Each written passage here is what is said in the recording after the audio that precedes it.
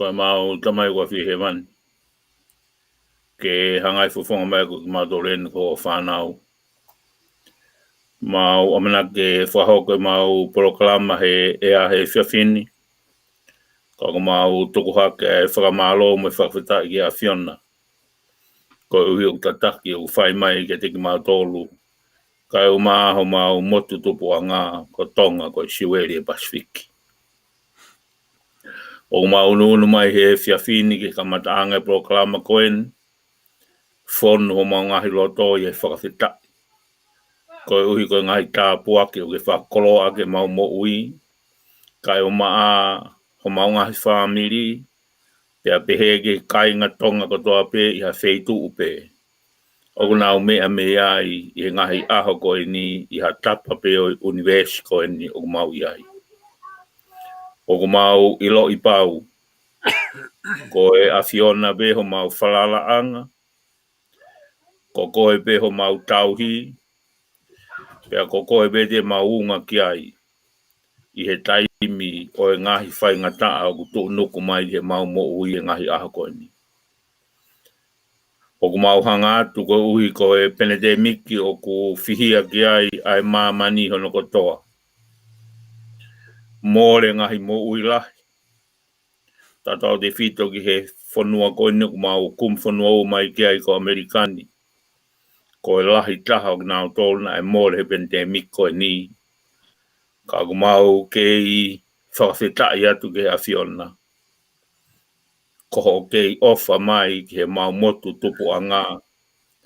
Ai ana e momoi atu e ho mau uraki tui. Ke whai mai ho mau malu i me langina. Te mau hao monu i ai. O mau kore atu. Ke tōni i ai tonga ko toa pe i ha wheitu upe o mau i ai i he mamani ko eni. Neongo e kehe a ngahi tui wha politikare o mau tui ki ai. Ka mau taha pe i he tui atu ke te koe. O ke whai ho mau tauhi mo mau malu i. Me langina. Ke manu i ai ho mau tui. Te a moki mau tolu ko e kakai e whanua. O ku mau hanga atu. Ke hifola o maari o kau he prokalama te mau whai. Ka bau ke hangahi mea te mau lea aki. Ofa ke to'o he kakai. Ko e ngahi lea ku mau ngawe aki ko e ofa whanua. Ko e ofa ki ho mau tui, ko e ofa ki ho mau pure anga. Ka ko e hulunaki atu ai mau ofa ke kakai e whanua. Ngahi mea ko toa beu te kia usia he lotu mahua ku mau whai he whiafi koen. O ku mau hanga atu, hange, ko no tuku atu. Ho mau whanua ki langina, ke whakaau mai ho a whiona ke mau monu i ai. Ko e kore e o whai he lotu mau lalo mo oni. I he huafa o ala ko sisu kalaisi. Amen. Amen. Amen. O ko kore ke u whātulou. Pea mo o tua o e ofa taingata. Ofa i kai ha makatuunga. Ofa lakunoa. Ai hau e ngahi hau ko e helo o tua ko e toa he tau. Ako whakatapu atu. Ki e na āwhiwhio. Tupo wono. Ko e hau o tonga. Ko e whakafofonga o e o tua ki he kakai tonga ko tokotoa pe. Ke whakamaunga ki ai whakaapa-apa ai tonga. Tāpea mo taine kuini. Nana spau tuku aha ko e whehuhu ai whonua. Tāpea mo e tamapiri niskalau ni. Tupo toa ulkalala. Ka mai hou e ki no pere whonua. Tāpea ki e paremia ka mai hou e minista. Tāpea ki e sea e wharearea ka mai hou e whafofonga e wharearea tonga. Tāpea ki si kau paresteni. Kau takio e ngahi siasi i o tau whonua. Tāpea ki e kau tauhi whonua ka mai si kau matapure. O nau puke ai molu malu. Ia mo e mamalu. Ia mo e top tapu e whonua ko tonga. Tāpea ki si kau pure whawahe ka mai kau ofisa kolo. A whake atu he tala whakatapu ai netueka IKALE VAKAI UNIVEESI. Te ria ai tonga koto ape o ku mou whanongo mai ke tau kau whakatahi he tau polo kalama. Pea mei he Vibon Media, Letio a Silvester Tonga mei o kalan New Zealand. O ku mau fia ma waipe i he whanga maari e tau mau. Ke tau talanoa ai ki he ngahi mea o ku tui ai netueka IKALE VAKAI ko e ngahi makatu unga lelei ia ke hiki hake aki hota whonua ki he tonga ke tuulo ai monu ia. Aia koe pure anga tui ko nistu tone whakakalaisi. Hange koe aku mou tau kei i he tau polo kalama. Koe kau tangata o kunau tuu tau ataina pe o ikai ke pehe ko nau hau ki he netueka IKALE VAKAI UNIVEESI ko nau hau ki ha pāti whakapolitikare more ke mamao. Ka aku mau tuu whakataha pe i he platform o netueka IKALE VAKAI UNIVEESI ke mau talanoa ai nau ngahi palani ngā aue whakafoi tui pea mo nau tui tau ataina. Ka aku mau taha i he whakakaukau ko ha pure anga lelei e tatau ai ngā aue ai kakai o e whonua ko ia pea mo e kakai he kolo o inoke. Aia ko e kakai o nau whakakaukau taha, nau loto taha, i he ngahi mea tau te whito ke whaka mua pea uluaki ai whakahoi fua ki he otua. Koe mana ia nai hoko i tonga. I he taimina e hake mai ai a lot whakaristiane pea whiri tangata e otua ki atu po uluaki. Pena hanga he lau maarie o fofola ai ngahi mana mo e whakaofo o e whatu whonua o whakapulupulu aki atu po uluaki. Pea tau lawenga monu ai i ho tau whonua o au mai ai ki he ahoni pea o ku kei tuu taimi ai tui o tua ai whonua ko tonga. Hoi pia me ka inga o ku ongo au pito. O ku hange ha kafo ku o fuoloa. Pe hange o ku sai ai mata i kafo kai au ngai loto ai whainga ta ahe whonua. Ko e kafo ko e ni, ko e hiki ai whalala, ai kakai e whonua me he o tua. Te alahi rewa ngahi mea o ku whai kia hiki. Ko hiki ke whalala he tangata ku mao e toke tā filosefa. O ku ikai ke kovi ai mao e toke tā filosefa. Ka kapau e tuu whakataha tangata ku ne mao e toke tā filosefa. Moha ki tangata na ikai be ke ako ia. Ka koe ki tangata ko ia o ku whalala kakato ki he otua pea o ku iai e lau maali e otua. E au ki he tuunga e mana ai mea e lea aki e he tangata ta e ako i he lau a mamani. He hanga he o toa whakarea e taha ko ia. Aki ai ngahi whakarilo e mo uini. Pea mo e mo ui ka hau. Pea mo e taengata. Ka tonga hiki e whalala ki he kakai mau koloa. O a upe ki he tuunga u whakalolo mange. O ku hiki e whalala ki he whonua wikai ke tui o tua. Ka neongo ia he ikai ke tuku ai whakama netueka IKALE VAKAI UNIVEESI ke tau wahe. Pe tau po talanoa.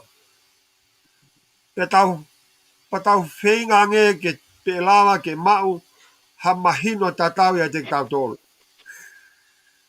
Koe wahe o ha whonua ke whakapāti ai politika re. Koe whonua tipeiti, fe au hia.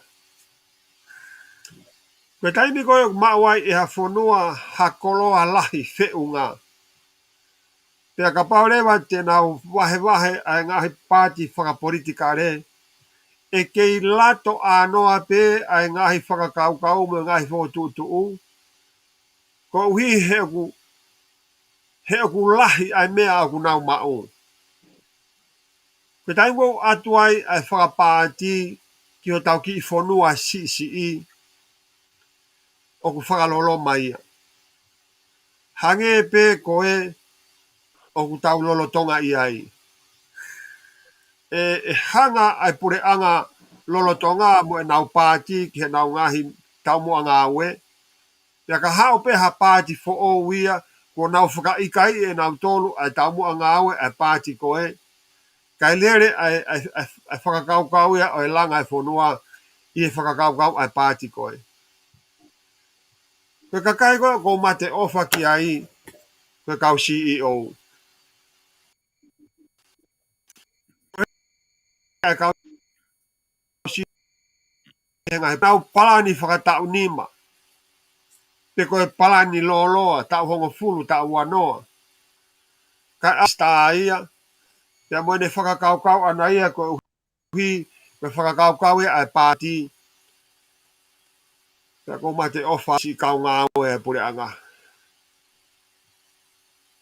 Ko me ka inga, koe taha koe mea whakaotua ia. Koe wōwonga taha, koe mea whakatupulaki ia. Kono whinga i koe ke tau ngā oe whakataha, koe whakaamu ia e o tua. Pea koe whakaamu ia e whai a ko. Koe whakaamu ia e tangata o ofa whanua. Pea neo se mau whakotua i e whanua muri. Ka kulanga ho mau mafu he mau ofa atu.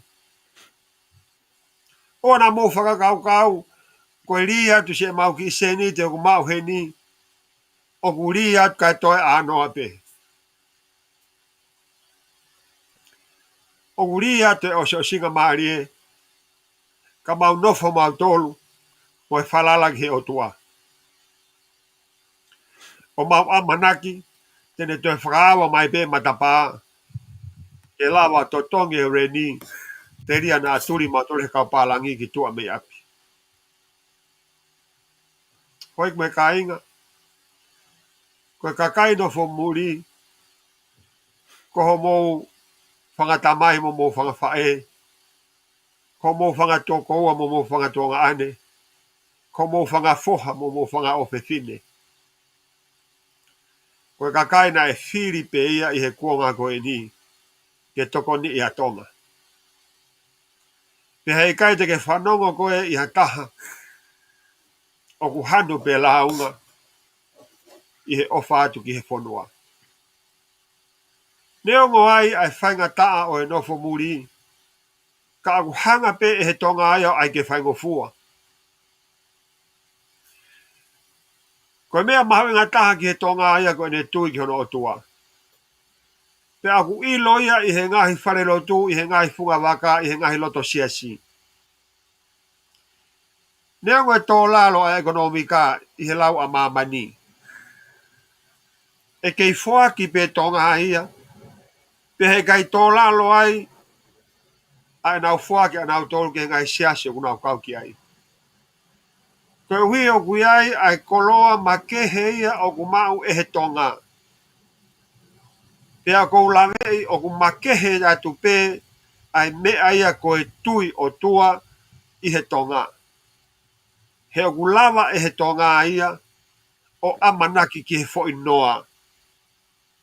O ku lawa e he tonga ia talo e tau tupu o fuaki o osi o singa maari. Ka ke toi sio ia ki ha mea. Ka ku kei whalala pe e ne tui ana ia. Koe o tua o hea pongpongi. Ko ia tene whakaawa e matapaa. Ke toko ni ia mohono whamiri. Kai whai pe fuakia ke o singa maari e. O whai kai ia i he anga o e ako te mo e whakalakalaka ko hinga koe patsete mo ui ko mea tau ka vei e he ako i o monia Petai mo patsete mo ui te taulala falala ki a ki tau tolu. Mo ne apito pe ia. Ko tonga o wa ko inga taa apito e ki ai ko inga he alatu ai patsete ia o fetaula ki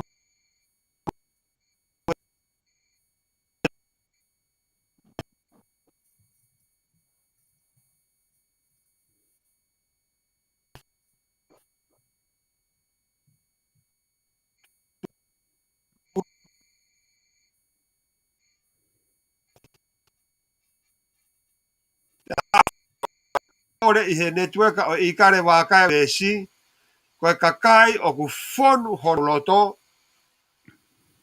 te mo na ula mari e. I he tui ko e mea o ku nau mau ko e mea ia o whakaotua ko e mea o nau alat mo ia ko e ngahi mea foaki tau ta ai o tuana e foaki maaki nau tolu te ko e nau alatu mo ia ko e whekau ke nau foki atu aki ai langa ai mafu he ofa atu mo e ngahi whakakau ke langa hake a ekonomika o e whanua, kua pau ke lahi au pito a ngahi koloa whakaloto whanua ke uta ki tua pure anga. Pea koe kakai koe o nau pore I he networka o IKALE VAKAI UNIVEESI ke nau whoki atu, o ku ikai ke ngata pe I he nau whoki atu ke langa e ngahi ngā aue ke ngā aue e kakai, ke whetuku mai e tau whanau ako ke nau mau ako Amerikani, ke uta mai e tau ngahi koloa whakaloto whanua ke o mai ki heni, ka te nau toi o atu mo ngahi ilo makehe ke whakalaka ai mo uilelea ka kai whanua. Te pango bega ke maulama matolo rea kato ake ngahi mea koe ni. E toki whakakakato ngahi mea koe ni I he au atu a kau whafofonga koe ni ki tonga. I whanga maari e koe ni o tau kau whata. Ta mo e whafofonga o hapai taha tolu. Siwa taufa. O ku os ilo pe ia e he hapai taha tolu koto ape. Ai whamiri e tupua siwa taufa. Pea o ku whakaamua mai e hapai taha tolu ia. Pe hange mai ku lulue a siwa taufa I he one o hapai taha tolu. Ka I he networka IKALE VAKAI UNIVEESI o ku whai tu uni ai minista mo ui ba pot ngai mo ui a tonga ke taofi ai ngahi folau ai wakapuna mei fisi ki tonga. Aki ai uhinga ke malu I a tonga me he COVID-19. Ko hae kehe ai puna ai waka mei fisi mo puna ai waka mei nusila. Kono kehe hen. Ko puna koe ai waka mei nusila o kui kai ke lava ke mau hawhainga maari e ia ki he quarantine koe anusila ke toi lava hataha kene mau hane quarantine pe o kuna aui koe voucher ke lava mau hane voucher ke quarantine nusila pe toki aluat ki tonga o mau ai foi taimi koe o tutun he lao tonga ko pau ke iho wahenga ka ke toki lava resisita. Ko fisi o kula vai ai fo wai o quarantine pe alwa tu. Ka ko taofi e minista mo uia pe mo e pare mia ai halanga waka o fisi. Hoi me ka inga. O staka e fisi ai kakai tonga toko lahi. Ya ko ofeina e au ai kakai na ospalani pege na foko na ngai family te mau ho na ngai halanga waka ke na fo I fisi. O ko whaamang e pe o ku ikai koe taofi ai halanga waka I fisi koe uhi koe team a network a IKALE VAKAI UNIVEESI. O ko whaamang mai ku ikai koe uhi ngā ia. Koe ngā ke ue sia ai si kakai o nau whaam nau tō ke nau foki o wha o fua mono o whaanga pe kono fuha mono o fefine pe kone tamai pe kone whae. Ka reo ngoia. O koe mea I tonga o kui kai ke lava e hatahai au te kei. Pea koe mea aini. Ko tonga, koe whonua nai tuku kilangi. O ku lau I tau tangata hono I loi, ka ke ka pā usi ha monu manu I tonga, te ke ilo pe koe he toa tono nunua. Koe ku tala noa, o ku hoko ia ki he monu manu i tonga. O ku koviange e ne hoko. I hono whakawhainga tā ia i ha whahinga mea, ko uhi ko ha loto mo ha lau maari o ku IKALE rei ki ha taha. O ko whaambea ke tau ataina e tau whiohima tau tala noa. Te ko whaambea ke mahino ki he tonga koto ape, ko ne tueka i kare VAKAI UNIVEESI o ku tau ataina bea ki ha taha pe kau ki ai. Pe ko o mai ko e whanau ako ke o maa ako i murini, o ku IKAI ke tokanga ne tueka i kare VAKAI UNIVEESI pe o ku ke pātoa pe o ku ke peki IKAI. O mai pe ho whanau au ke nau hao nā mana tolo ako. He koe ka hao o tonga, koe tā whanau he ahoni. O kulai he ngahe mea o tokanga ke ai e whakatala noa, ka ko mahui ngā ia he mau e taimi mo kau kandidate ke na orato whafofonga e a wahenga mo ki mautolo whakotua i murini. Koe ko whaam ke tuke taimi ka siwa tau.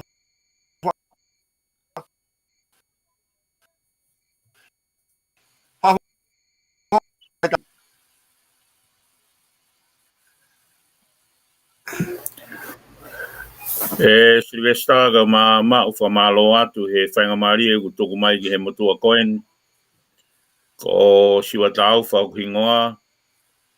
Ko e tangata o ku pole ke kandidate maha apai taha tolu. I he tau whiri wa manake whakahoko i Novema o wa awhi wa taha. Kau ko o atua e whamalo i ho o loto fie maari e ke whakaonga i ho mea ngāu e whakateknolosia. Ke whakau atua i ai ofa. Pea mo e tokanga ki he ngahi wahe ka atoa e wahe honga fulu maa fitu. Pe he ke toko hiwa e kau whafufonga e kau no pere. Kau ku atua e ofa makehe. Me he takere o hoku loto ki hapai taha tolu. Ko e kainga o ko pole ke u whafufonga i ho naure o. Pea ke u hoko ko e re o hoku wahenga ki he pule anga. Ka neongo ia. Neongo ka pau he kai ke whanongo mai e pule anga mo e whare. Ki hangahi whotu o e lere atu mo e motuani. Hei kai ke tuka ai e taumu anga au e ko ospalani pea hiki mohono pepa pea whakataumu a pea whakamau. Ki he ngahi mea mahu inga e whana e tuku ki ai e tō wholofola e tamatu i ko e tui e otonga ko kingi tupo wono. Pea ko loto ki u kamata ake kupu i rea ko e ni. Pea ko kore atu ki he tonga ko toa beu mo mea mai ki he prokalama e whiawhini. Ki whakaata pe mua haki konga si i holoto.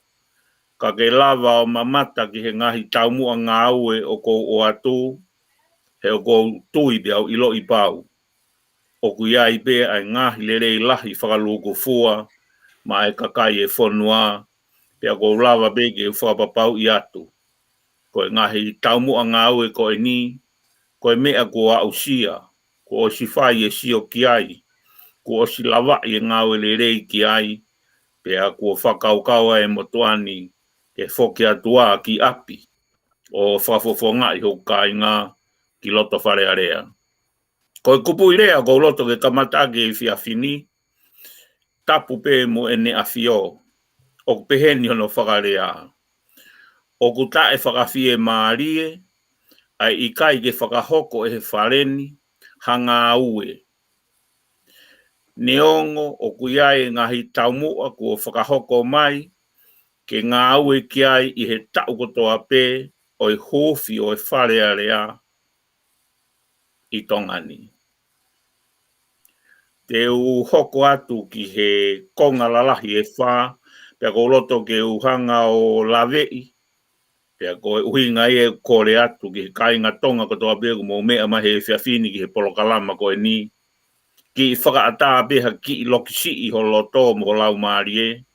He ko ilo i pau o kia ngahi lerei ki he whakaluku fua ho ta ka i ngā i tonga.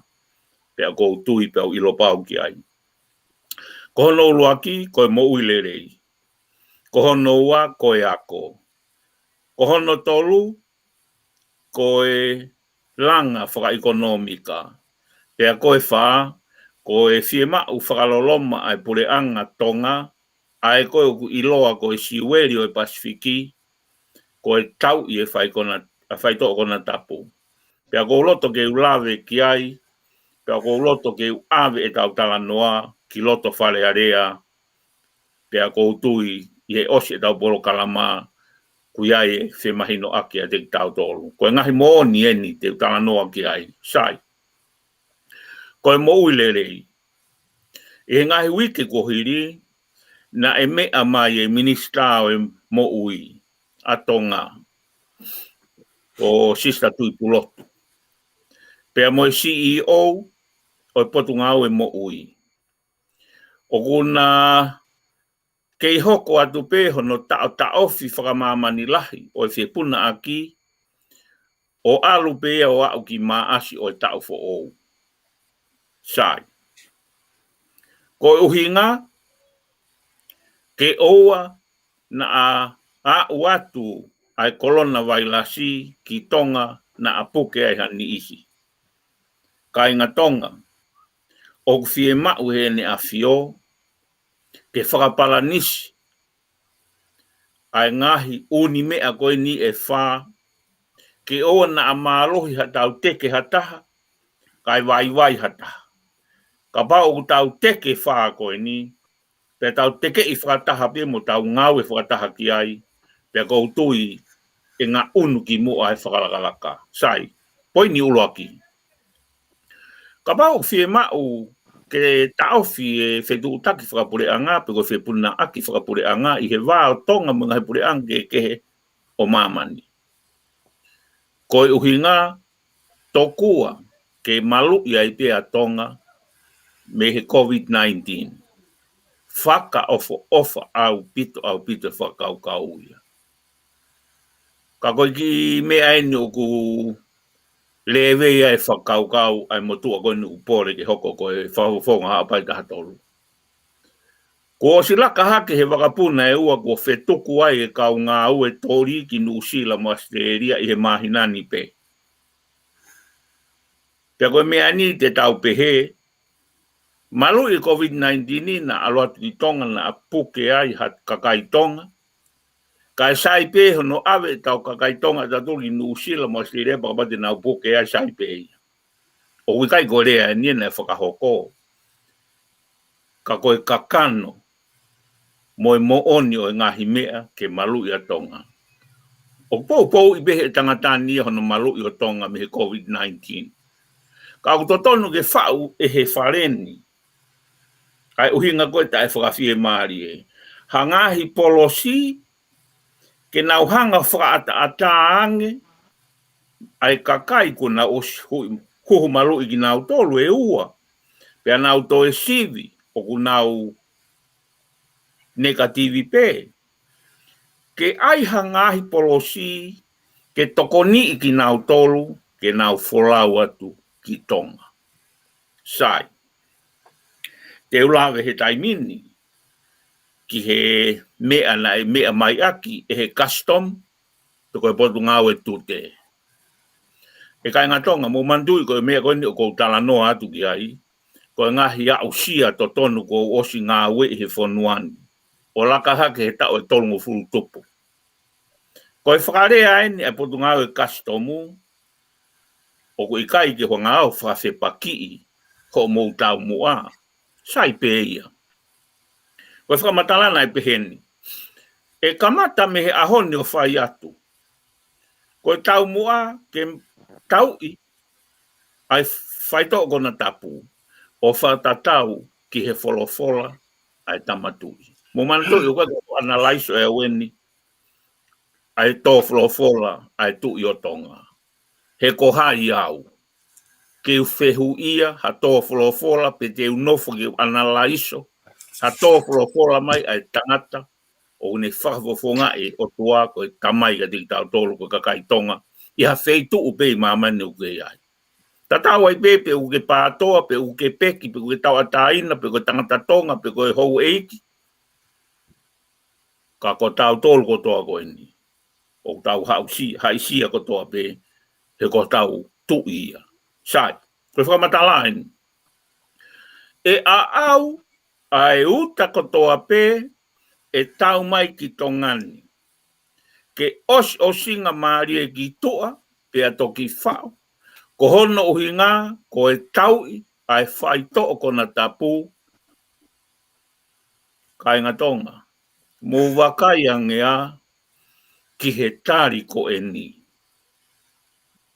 Ko e tau i e whai to ko na tapu.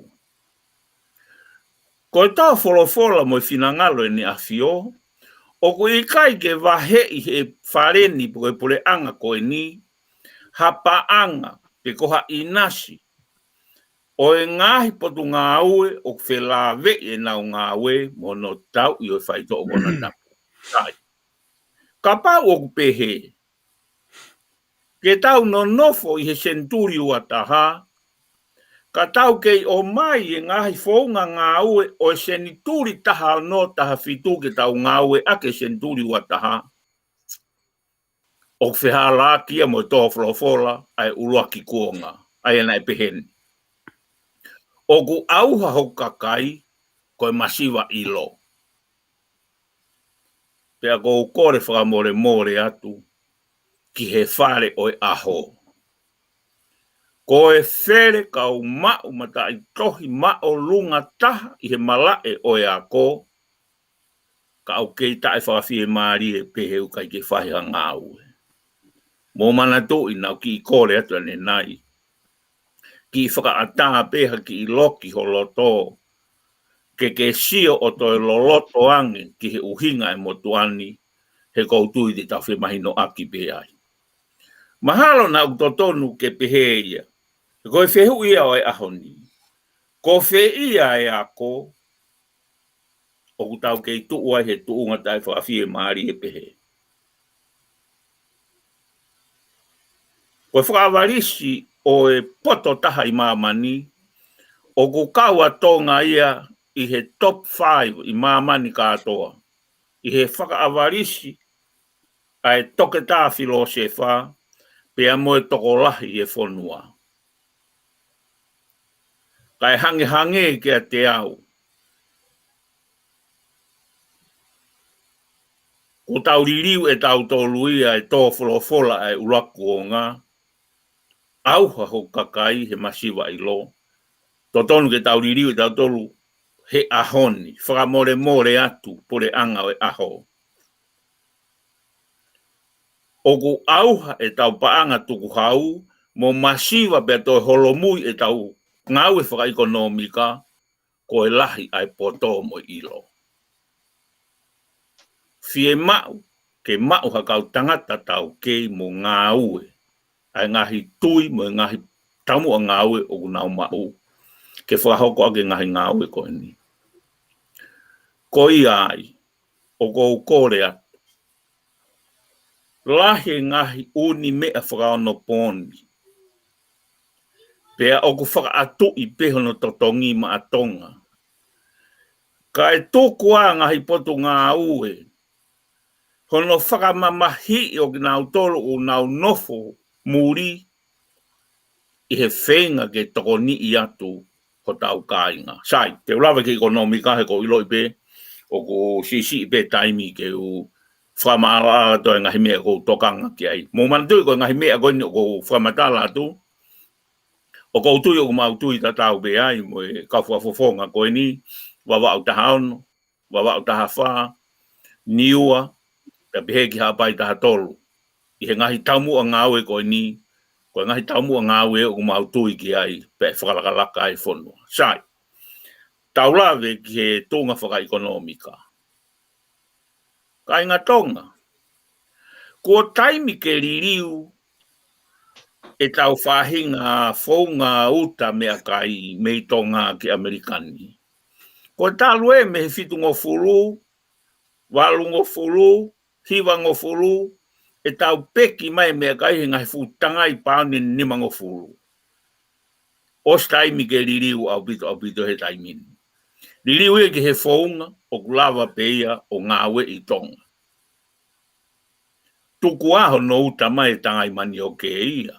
Tau mari o whao takikilo e taha whao di peke di bea silai. Pea ka IKAI, pe tau mafuri ao ai e stasi. Ke uta ki mamani mo tua pureanga he fie mauia. Pe ka pa ugu IKAI, pe ata mai mani o ke o flow seni ke sipi mai ki tua pureanga ke naungahi a ke kasawa keiki. Lahi au pito ngahi uni mea ke tau sio ki ai. Ka au fie mau, ke whakawhie maarie, ai ngā ue ai whare, i he ngahi polosi u nauhanga fōtu utu, ke toko ni ai ngahi waa ko e ni, ke lava ke whakahoko. Kono hoko ki ai, pia kātaki be whare, na ko te lave i ha mea be hange ko te fie matamua, ka koe mamahi i be ho tau whonua. Mo ilo i e tali ke tō wholofola e ne awhio, o kui kai koe whetuhu aki, o kui kai koe kumi pe ko hai ugu mo o ni. Ko e tau tu, pia whai hanga au i he uraki aho pe hire aho ono na tō wholofola i tui. Hange ko e ni. Whakafoki e ngā au e kau, ngā au e koe he private sector, ka nau tolu pia toko ni ki nau tolu ke nau whakarere. Ka e nofo taha pe ai pure anga, pe koe kabineti mo ka whafofonga, ke whakarere pure anga he koe nau ngā ue. Lahi mo ngahi uni mea ko loto ke ulawe ki ai. Ka ko tui koe uhi koe puku ai taimi. Pe whaame mo tuani. Pe he ange mai, e lava ke whaava mai ai pota. He kupure ia e tonga, koe ke maupure matolu ki ai. Ko hoku sino, ke tuu pehe ku lai waehe one, siriwa o haapai taha tolu. Pea ke u tā siri ai, pea veipai mo ki nau tolu, o ko upore ke mau veipa ki he sea o e whare area. O ko ate whakamalo e tiki mo tolu ko toa pe ku mo mea mai. Whakatawange pe u kai la vea ha loto he ngahi mea ko tuku atu.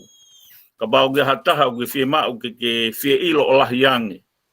Ki he ngahi whakau ke tuku aha no a awe upuha ko toa ke osi ngahi uta ko atu. E lot fie maari e be mo tuani ke o atu ha ngahi tari ko ha mea ko au sia to tonu. Pea ku pehe e ki whakahoha ka tiki mo tolu. Hapai taha tolu? Mo whiri a siwa tauwha. Ko e rei taha ia ma hapai taha tolu. Ko ngahi tamua ngā awe e mo tuani o ku whakamau ko toa ia. Ke he fo i fie mau ai tui o tonga e wha. Koe mo uilerei, koe ako, koe ekonomika, mo e tau i e whaitoko kona tapu, he o whaloloma e ko tau whanua. Ko o whalahe atu ka tiki mou tolu, i he e whiawhini, whakatawange pe, o ku mou mau pe ha loto hanga maari e, ke ngahi mea u whai kia e whakatala noa, tua o whaatu, malo bitu. Fiesta, mau ko e taimienu whafo. Malo. Kwa malo atu apito siwa taufa. Hoi pa me kainga ku mo whanonga pe i he ngahi whakaanaua o ku mau he kau tangatani. Peange mai ku nau i tonga. He koe ngahi tau kei o ku mau e siwa e tokoni lahi apito ia ki ono tau i e whaitoko kona tapu. Tau te whito ke oua te au ai uta ai kakai. Kai o atu pe ai mea ngā au e koe me Amerikani o kune lawa pe e a tala pe o kuiai ha mea i he puha pe koe konteina ko ia. Pe au ilo pe he kastomu. Pe au ilo pe he pure a ngā. Koe whehe ui, koe ha mea ui kai ke whai ai. Ka neongo ia, wha maolo ai pito siwa. Tau lotu pe pa tau amanaki. E mo oni e lau koe. E au ke taime e mo oni e misi ke ewe ewa i he mata whanga o hapai tatolu. Te tau hiki he taimini ki he whapofonga o niwa tawhitu. Ko tangata ko whare aisi. O ko fia apito ko uhi ko whare aisi. Ko tangata o kune mau haloto mau lalo. Ke ne whakakau i hangahi mea ke ofa ki tonga. Te koe ngahi mea koe o kuala mau e netueka IKALE VAKAI UNIVEESI. Pea moe kakai koto a pe moe whenga tau kei o mau. O pau pe ke mau whakalave ia ki e wheitu kotoa pe tonga. Pea kuhinga ai e mau fia ke mau kau mo whare aisi. Ke ne whafofonga e mai si kai ngā niwa. Pea aisi e whanga maari e koni e tuka atua ki a koe malo abito. Malo abito Mamalanga. Ka kōkore ke u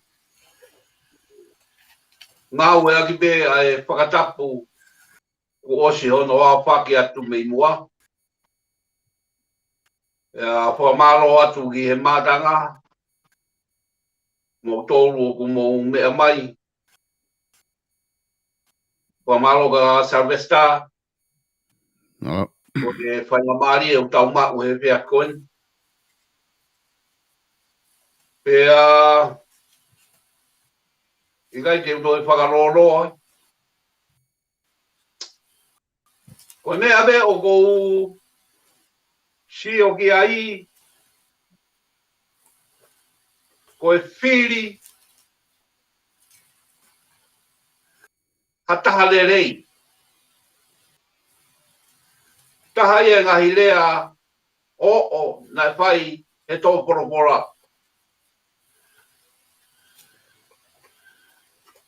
Ko e kakai o kui whare ni. Ko e kakai na mō whiri. Ka pau o kusai. Mō wosi i robeho mono sai. Ka pau tau. Loka tau. Hange hatahi hou. Ko mō tō wena mō whiri. Pe wheto unga o kuia i a tonga he ao ni. Who pulled the trigger? Ko hai na ane whiri. Ko koe pe ko au na ane puru e trigger gweni. Ke pā o rongo o whakarongo a tonga. Pe o pā o rongo a tonga. Pe a kohu. Ko tari ko ia ko mea ia au.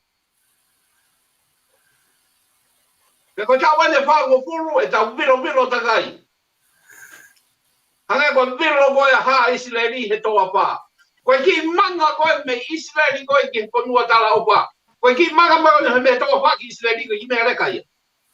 Ma koe ki kilomita be piha. Ka na viro takai kai ke na viro na rolo e ponga. Koe uhinga koe ha.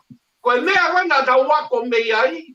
Koe kia ke kewa. Tapu moho e iki. Koe loto maorunga, loto lahi, kia ke kewa, koe hāpua ngahi lea o ku ikai ke tau, ka na e mau he ka wisileri, pia nau toki viro he me a tatau, koe uhinga be, na hou hau e eiki. Ko e kai ke mau ha whiri le rei, ka pau e whai e whiri a he, ka mau no ko atu hen. Ko mea ia ko mau si whei ngā tuai, ka pau e pehe o ku mea waka. Tau toloi he tau hau. Toloi ki November tau hau. Ka rewa ke tau. Aru atu pe o aru. Owa te tau aru atu talaku o sai, ka tau atu kei kolontini mo viro tagai. Ka ke mau ai whakamau lelei ia. Ko whakamau lelei e mau, ko tau heka pe koe ki waka, tau he wafko una. Ki airport. Owa te tau toi o noko holo. Mahino mai o ikai ke sai ka pau o toi whai o te kai sai mahakia. O ku tonu ke tau hanga o whakapapau e mea koe. Whakapau toroi. I don't care. Ka mo hanga o whaha peinga ke toroi. Ka oa na toroi ka mo lere mo tolu. Ka liake fu lau mano i Amerikani. Koe mau atu ko niu, koe ko hinga ko niua. O koe ko hinga ko hapai. Koe ko hinga ko mawau. Koe mau atu ko niu, ko hinga ko tonga. Koe mo fuka kai o kuna wiheni. O kuia e fu panga o maurako atu mei muri. Ko awa tu he, ta mawa atu, mo ka fonga, mo hono feinga ke ha mea e aunga ki e whanua. Ko hinga e mausi awa tu. Takabau oku iaha ki I mea o tonu ke toroi. Toroi e tau mea, ko iaha mea ia poro pare mai. Tala mai masi, ne tō horohora, tau whiri hakakai lelei. Pea e mau e whiri lelei, me e tau katoa o whiri. O e whiri be konga, kai tuku e konga. E koe mei konga koe o rongoa a mo mea, koe unautonga nau tōru. O mau tōru koe ni, o te mausi o mai ki he mau ki lue o hange o ku whehipaka ki, mange a whine motua. Oua, koe aka ai o hange koe aka koe a technology. Koe ai o koku e niua, ka pau e urere. Mo motoro whiri he kautama koe nā. Ka koe no ko paro mesi ka motoro niua. Koe kuta mai koe niua. Nā hulanga e whare I tonga. Nā hao e paroni vaea o awhe te fu ka amo ne whakauri o humu. Kaila hake ki kaura ka whare no hai. Te mai kakai. E kautama ka whare motua me I Amerika. Pa tā e behaka e paroni. Tara e motua. Ma fia o mo o I muri pa mo malanga tonua. Ko hinga e kulawe ki ai. Na ku na aru I mamani kana kai ngaro atonga. Na fia e paroni. Na nofo a pastor I hoku abi. Tamago ku hange hakova na. Tamago ku hange ha palestini. Tamago ku hange ha tui. I he potu ngā ue ui ai. Na nofo e pasto a tau e waru o kua mi. Motua me I puke. Motua masiva. A honi ka wa au e pange wa ki hatola e ta hape ai. Nafi. Niua. Ko whima wiviri a niua mea ko mea rere. Te waka whaka mea rere moto. Pe mau me whe wakapuna ka te o mai e wakapuna. Pe te wanga whenga I e meiri, koe hawa meiri me tua pure anga, uraki a whei e niua. Koe hawa no hinga, ke whakatawa I e umea koa a niua, osi, ke hekata totoma maa niua ia, on teki mai nā toro he meiri stima, on teki mai ki nua rofa, o tukui nā toro piai, tai totongi. Meiri stima ko toa pepa me a whei ia, I niua, kamata me iai. Whakatawa nā undi moto, tā moe ki show. Ki ai pe ki hoa fia pa na toi whakaheka hau. Ko hinga pe, ke pasi mai. Puna atu e wakapuna, toi hau mo fu mei ni stima. Ke kai te moto he wakapia. Ko mou kato, mo mou ta e o mai he wakakoe pureanga. Ko mou heka moto te mo hau mei ni stima moto ki tonga. Pe mo puna wakapuna ki I niua. Ko haa mea whai, te whakawha kaukau e mea, ko mea ia aku. O wea I fu ono mano pe taha kilo he tau, te whaka o atu o ngā wei, a fupanga ko ia mamo tolu. Pa te whaka atu mo api, o hinga ke ai, ke ranga I ho mo whangi mea, mo mai mei niua o nofo ai, mamao. Mo mai mei niua nofo I nuwa hei. Koe api I nuwa rofa. Pea koe nuwa rofa koe pesete hiwa noa. Oku wano nuwa rofa.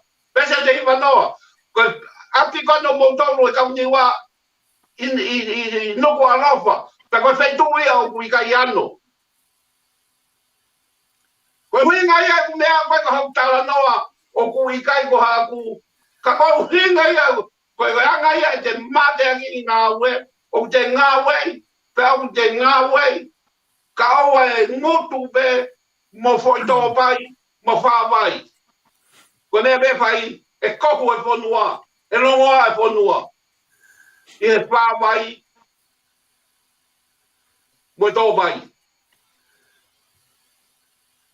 ko na ai o ko whakau ni ai ka ko whakaamu veke kamata he a honi whanau mai ai klontini mo tute ko mea ko aniwa mea ko aniwa ki he mea ko ni ko fo ya kau ko loto ke oa hanga he kau niwa ato a mori moe a pere kamata he a honi atu whakaheka atu a vekine wa to ai ko niwa ko whika uraki a mea ko laimi na whahawe kau niwa mo laimi ki puke o mai e laimi ki ai ko mai e laimi pe tomo a pere he a honi ko tawa hau wa fe meristima ko ai e whakafonu mai e nau laimi ko e nau a pere ko e nau mori ko e nau whaina ko e nau wesaboro ko motu o ku mo ui lele i a niwa ko motu o ku mawhana hange ko wawau mo mandu ya wawau he taimi ko he na hange a wawau ia ko isiveri fonu a tala o wha na aure kautonga o ngahi niu mei wawau ke he peke ia tau whamiri na e taimi na aure kautonga na ke ia whamiri i wawau wan bego na ngahi niu ngahi niu bagau toni e wawau ko ngahi mea ia o fi mau o wa te tau whenga na tau te factory ko mausio ke moa ki mahina be ua ko hame kwa we moa fukawa e urakange fukawa e pulu I mean ke tau hanga pe o ai pe mausio ke kapa inu ko wheua mo se punti e taha ua he ki kapa inu mausio ke suka ui loto mausio ke ai pawe ai e tau lai mi pe ai veo whakasuka be he ne megi e tai nice and clean. Clean to you, clean to me, clean to heaven. Vale.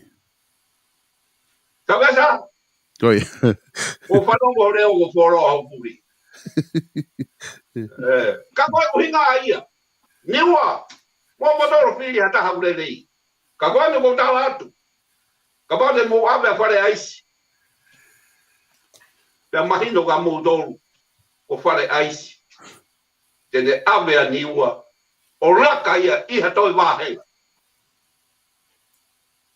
I tonga tapu. Mo tonga kāto. Ka koe ai tia koe ko niwa be lawe ai. E lawe a tonga ko toa. Ai masiva. Ai mau mea. Ai ha. Moha. Ko ki mea veo ko mantui he tai mini. Ki niwa. Ko ngahi mea ia te whai. Ki niwa. Ko kurak shiofi. A hala.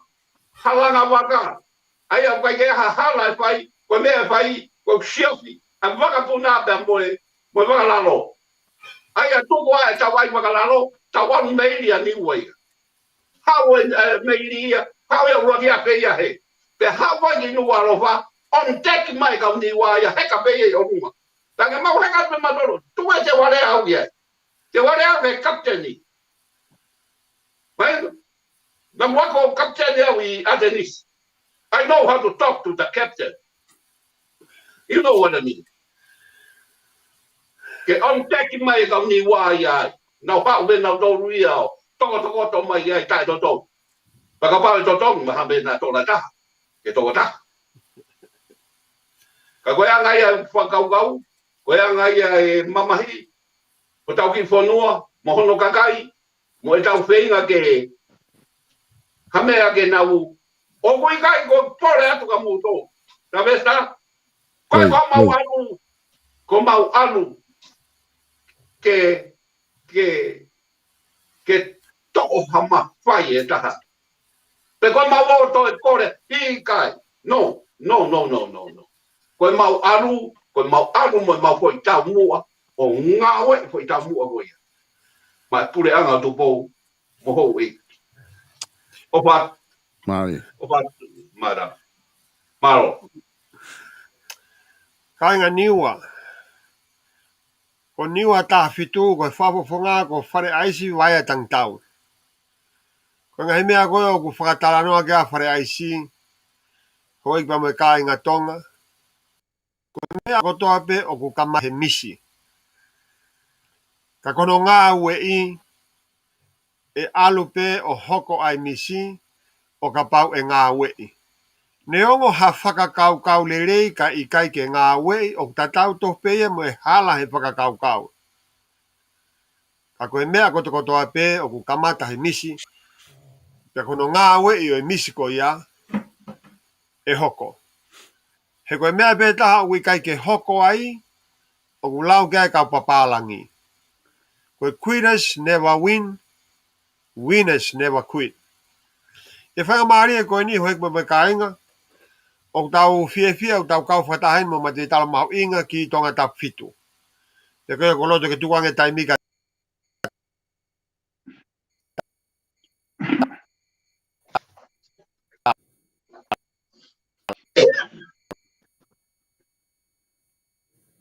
O kore peke u whanga he ngai whatap kua whakat ba me whareni he whiwhini.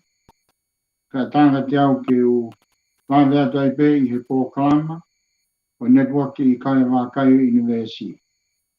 Ka ko whamaroai I he whangamari e.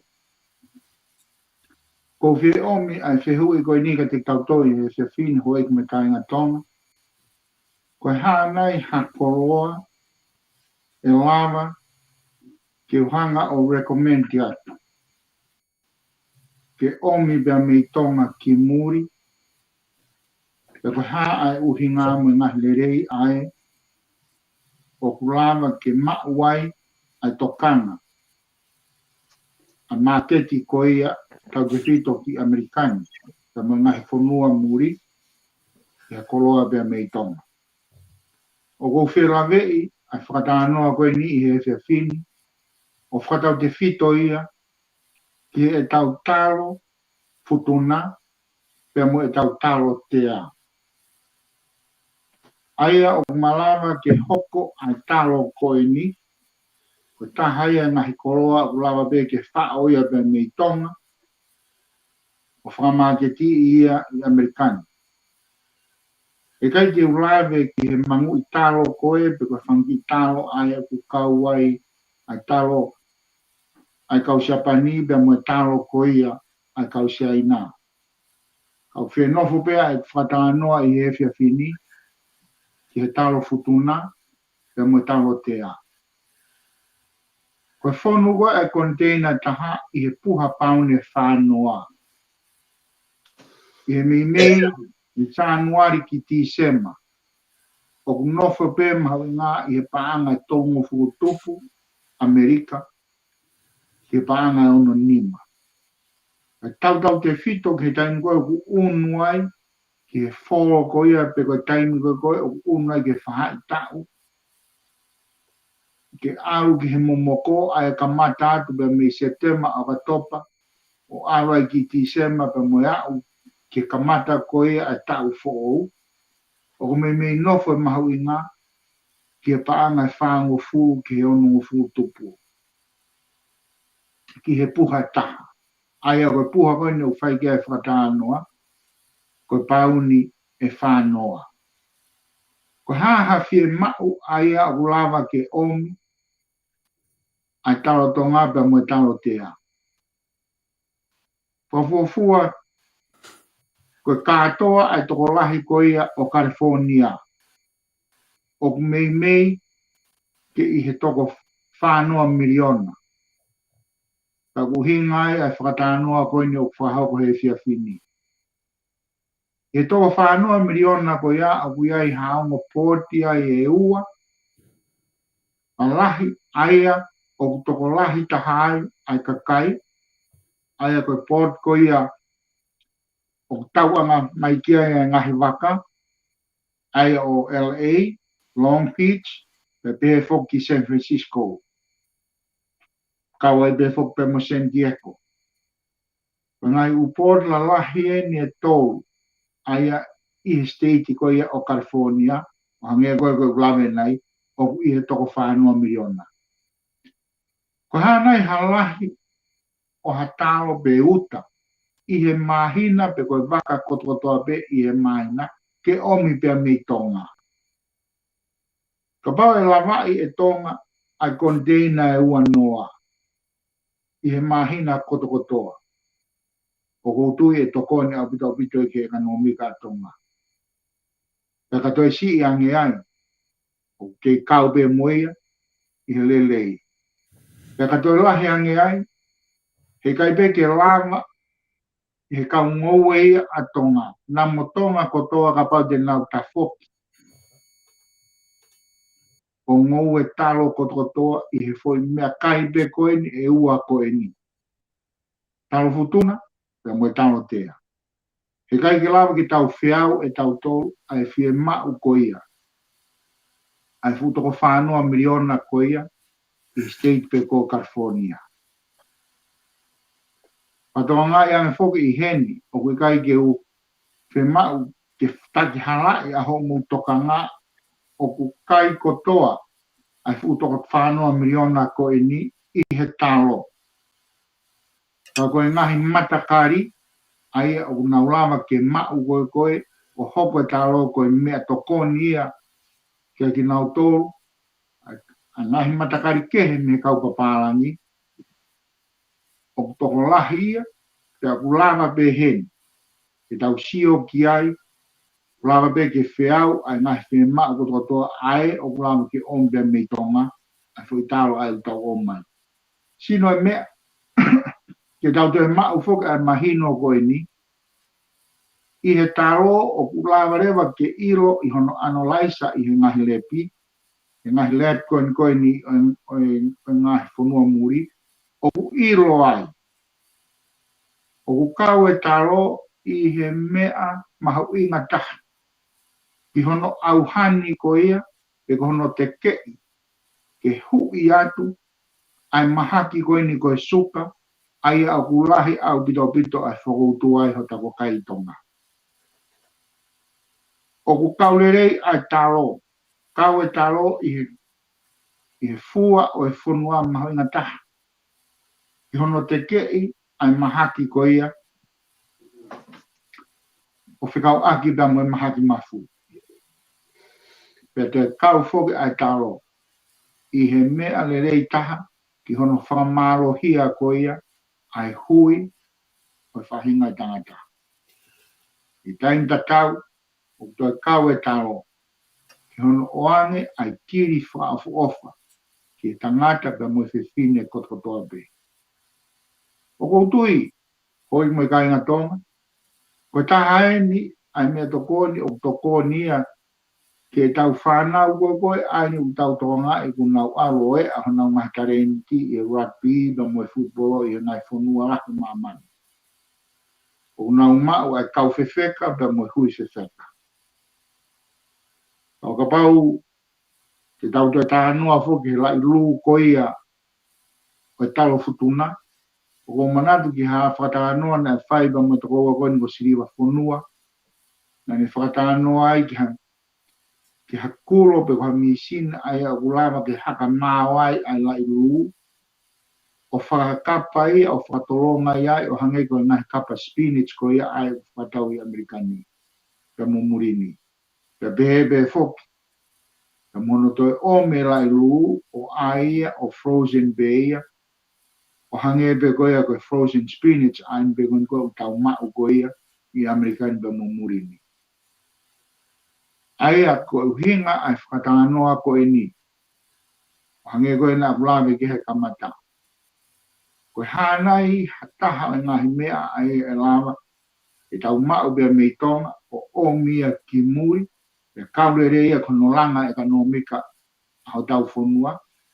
Ko tahaine ngahi koroa aia o kou VAKAI ki ai. E mato aki tokoni au pito pe aku mahau inga au pito ia. Ki ono omi ki muri. E ngahi uhinga koe ni kou whatanoa kia i e whewhiri. I kai whoke ngā tai. Ko shelf life koe ai taro o tau iro o tau pe. O kauia i he mea kai aia ko ne shelf life o tolonga. I kai whoke ngā tai.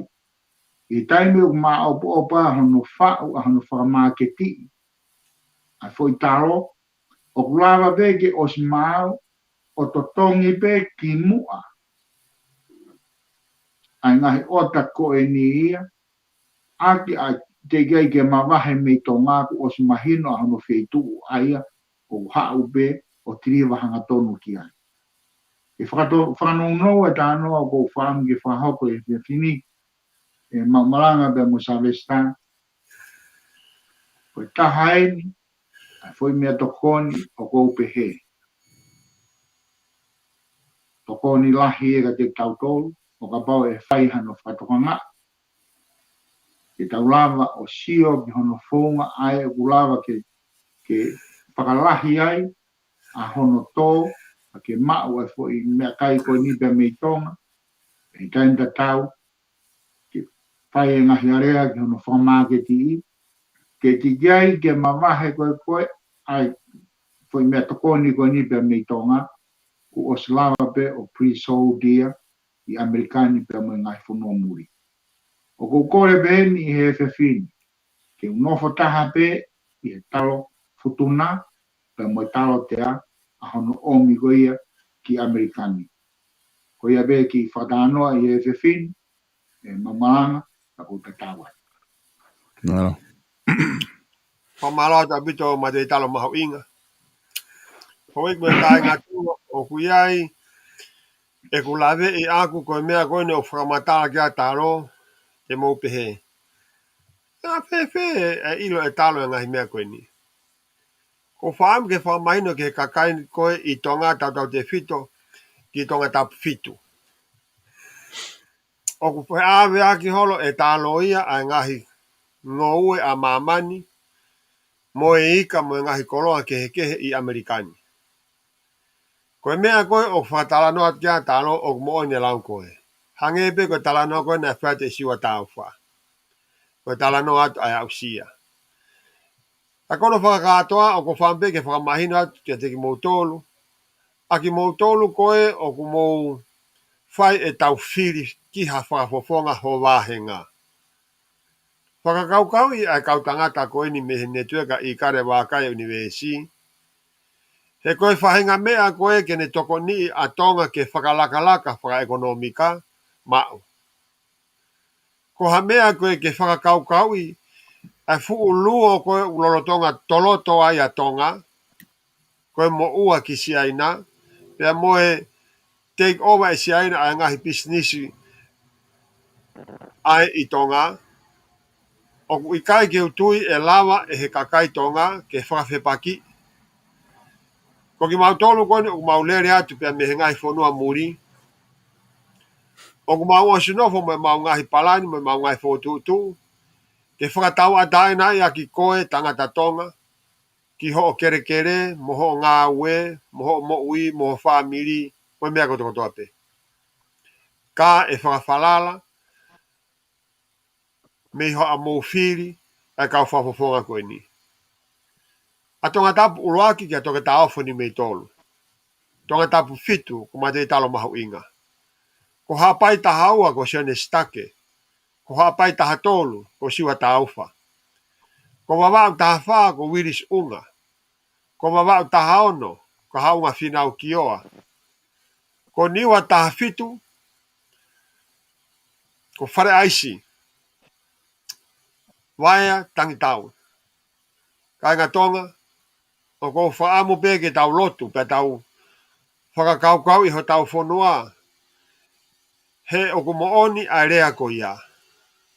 Your decisions will determine your destiny.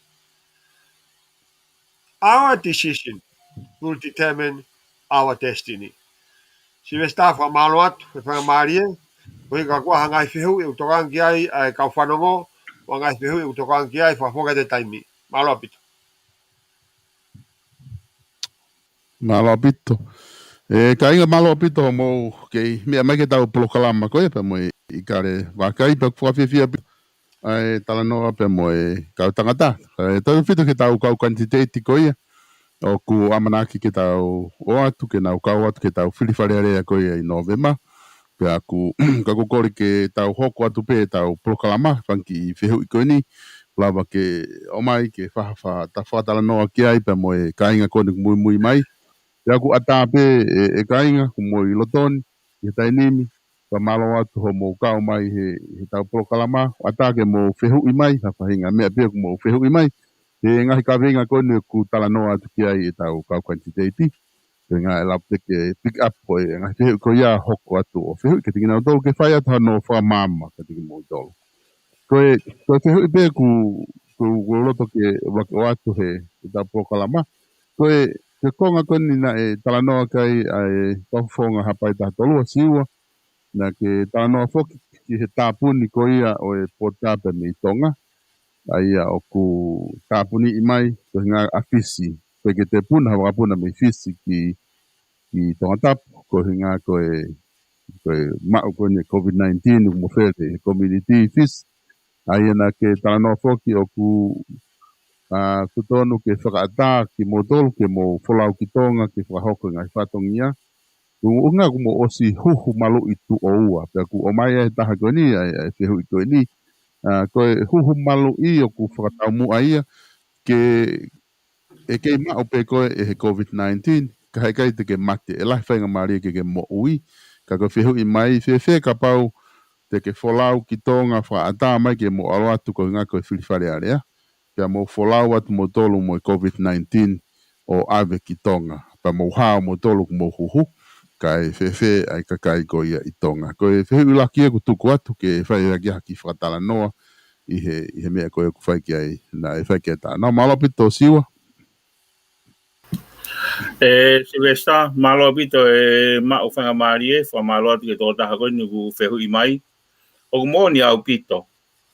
O ku lawe i behe motuani e uhinga na e tāpuni ai a fisi. Kau totonu ke tau toi siofi ai kolontini koe i tonga. Ko laka hake e lau i afe. Ko osi foki ki tonga. Mahalo ko me tau ene taha. Me ai.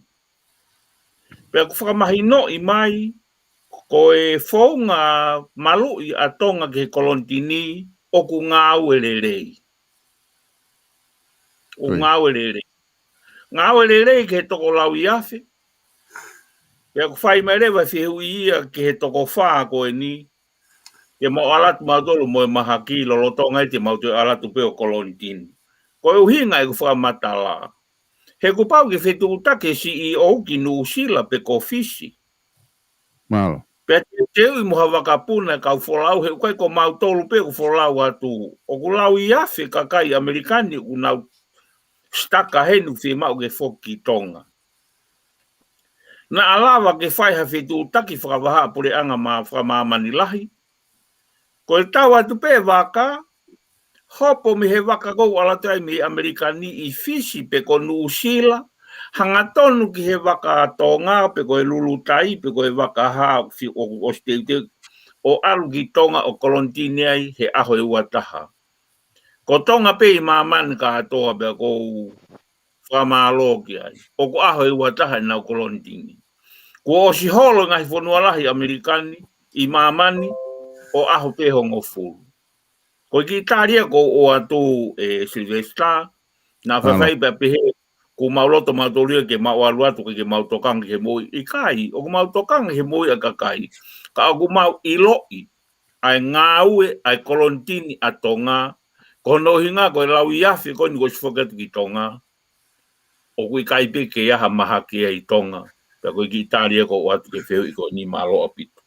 Malopito e siwa o ku ata pe ka tangata ke mo tokoni i he tari mai pe mo i he ngai whihu i koe ku ulawa ke tuku atu ke tau tala noa pe o ku hange koe whamatala koni ko mai heneri koe o ku tonu ke tau whalala apito ki he klontini koe whai tonga e koe talo lere ni klontini hange koe tala noa siwa ku tau ene ta ai klontini o ku kei malu pe tonga pa mahino rewa o ku lerei apito ai lere ko ia o tau kolontini. Kakapai hataha ku toko ni mai i he whihu ko ia pe mo whaha tano mai pe. Ape au ki toko ni atu Silvesta. Ko ia. ko whatala noa tu pe mo whukakaitonga pe ko mau os whakautua he COVID-19. Ko ne mau osi ia uki ai. Ko taim koe na ku mawai ai COVID-19. Oku I kai ke pehe ko ha mahaki whaingata ai he kuhange peha flu. Oku wholo pe fo itala nolo hen mo whakahoua pe ko ki mofi pe ma ki pela ngaki. Pea monu ia ki mautolu koe ni ku mau hao. Ka ia I fok hangai whakautua ia o ku mau e hataha o alatu pe COVID-19 ia o kai te matatari e he mo ui he. Ka kou hinga ku oswa mo oni pe me he kau matao tao mamani. Ko ne osi koe ai aho e taha whaa. Ko ne osi koe aho e taha whaa. Ko sai koe ia. Aki mau tolu koe ni o ku mau sai. Aia ko nga fok e whatala noa tu. Ko taimi koe o quarantine ai kau wholau I fisi. Au tau peka pau na wat ki fisi o aho e taha whaa ai. Panau toi alat ki tonga o aho e ua taha ai. Koe foi mahina taha ko ia. Ka te aha taha e puke. Peka pau na ia aha taha ia na pehe na COVID ia. Mana tui o huhu I hoa e fitua ki mua. Pea toki wholau. Pea osi mau mai pe o laia o negativi. Koe whehu I. Aulat negativi. Quarantini fisi. Toi alu mei fisi o toi quarantini tonga. Na eanga fefe ai alatu hataha moe COVID-19 na e negativi pea quarantine taha whae fisi te alatu quarantine ahua tahi tonga. Koe whaamu fokia ke hangatonu atu pea o to quarantine tonga. He wasi negativi pe heni pea tok whae quarantine ki tonga. Kake, koe ha e tau whakamatala a tau tolu. Koe final decision e whai pehe CEO whatatau ki he lau ai minister mo ui. Malo si vesta. Malo pito mamala au ku mahino pito e whakaukau koe ni he kawe inga ku te ia tānaki mai ki he whakaukau. Samesta. Koe ia malo tau.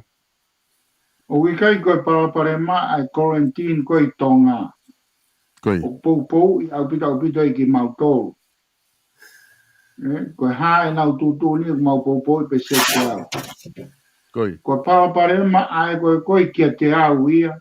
Koe transit koe ai whahau koe visi. Aroat mautolu ia o te kumpaanga visi a mautolu koe me koe wahni mangeo Amerika ia. Ke mau nofu mautolu I visi. Koe. Tau totonu ke mau transit pe mautolu I visi hange koe whamata wau whai si ua. Transit pe I visi o heka ke waka o hangatonu tōku whai ai quarantine ni tonga.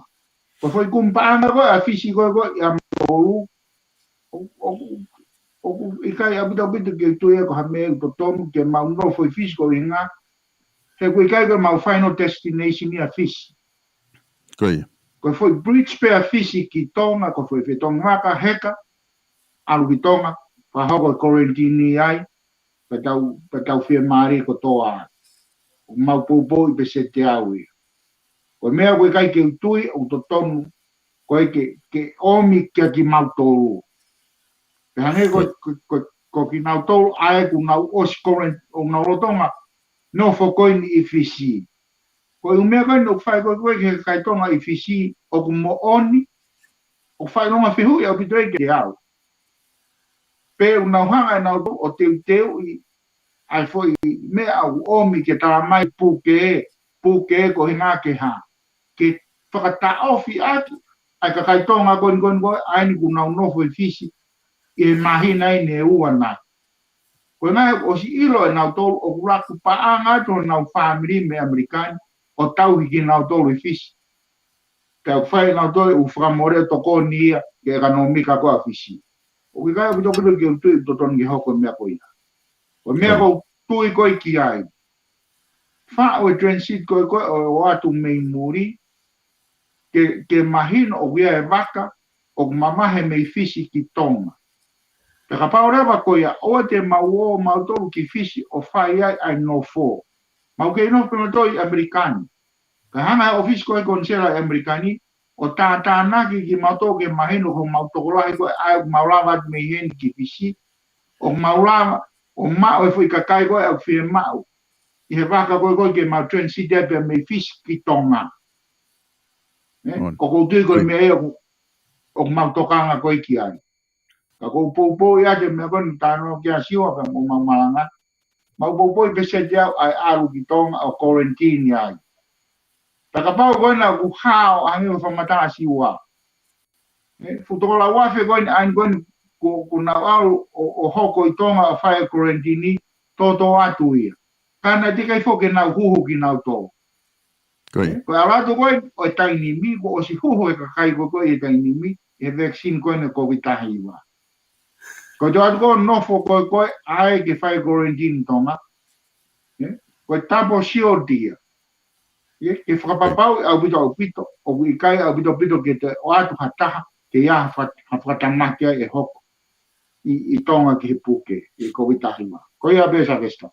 Maalo pito talo koe aia koe kore ini mo ui o ku fai koe mei heni he polokalama ki he pure anga pe koe minista mo ui o ku malaba pe ia ke hanga he pure anga tonga o fai anga au e koe ni ke lava o whakaata ngahi whaunga koe nuku mo talanoa ki ai ke mo lava pe o hanga tonu atu pe whetongi waka o toki fai pe kolontini ki tonga ai ku uhinga pe he Koe ia ko te ukitara noa te beai ko ngai kona o te whaasisa me star. Koia. Te au o ku pehepe o ko tai whea maarea o pita o pito. Ki o tauni ihi koe ni ne o anga ki nau tōge na o a u ki fisi. Pe na o nofo i fisi o tuku VAKAI. O kui kai o pito ke utui ke foi move koe ai koe ne whakahoko koe ia. Nai sayanga pe ka pana nof ke ka kai ko ia I Amerikani. Kai fai uarea ko ni ke mataki pau au pito. Pa nau hangatona te pe koe me heni o transit pe e fisio hangatona ki tonga. Ko me ea ko tau ka vei koe e au. Koe. Mālo ia pito. Ku mahina o pito ai whakaukau koe ni. Koe ngā pe ku... Koe ka tūpo e kai nimi o tā mai wia waka I sune a tahataha. Aia koe waka koe ia o miai me ofise konsela o ku kaua siwa I folau koe ia.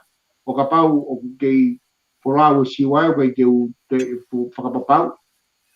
Ka ko mautoro koe ni ai na mau ostotonga mau tikite ki he waka ia I siulai aho tōru.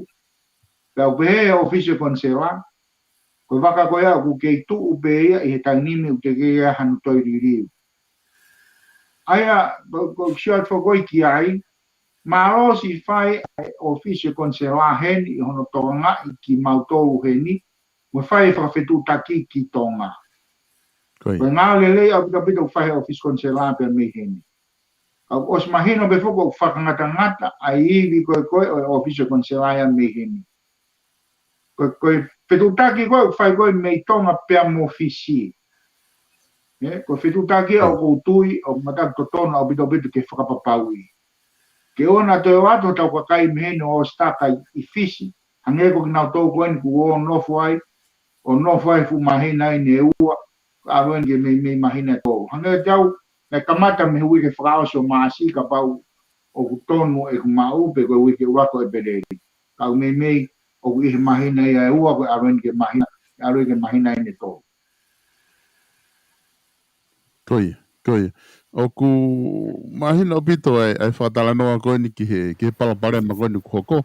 Pea mai whenga ku mōwhai kau. O atai pe moa ai whehu I koe ni nai o hake he tokotaha I he polokalama pe heni. Aia ko mou ka pau e lawa wholau a siwa I sune tahataha pea mo koe e talo. Pea moa ni I siulai aho tolu. O ku mou kei mau atu e taimi whakalao ke mou nofo I tonga pea mou hoko ai koe kantite iti. Ki tau mua ko kuhinga mo wholau. Sai, go au te utare atu pe au, Aia ko folau foki I tainimi ko special ko ki au ko su ko siulai aho tolu. Koi. Ai ko osi ko aho taha whai fisi. Ka mau tari waka rewa me fisi ki tonga. Ai ko whakaamu ko osi pe ko ai hu pe me quarantine ko fisi. Ko ia ha waka ki awa ki tonga. Ai ko te tu be whako I tonga o kamata me lau ai te whui mahina praia ko ki aho ko whai ai firi. Koi.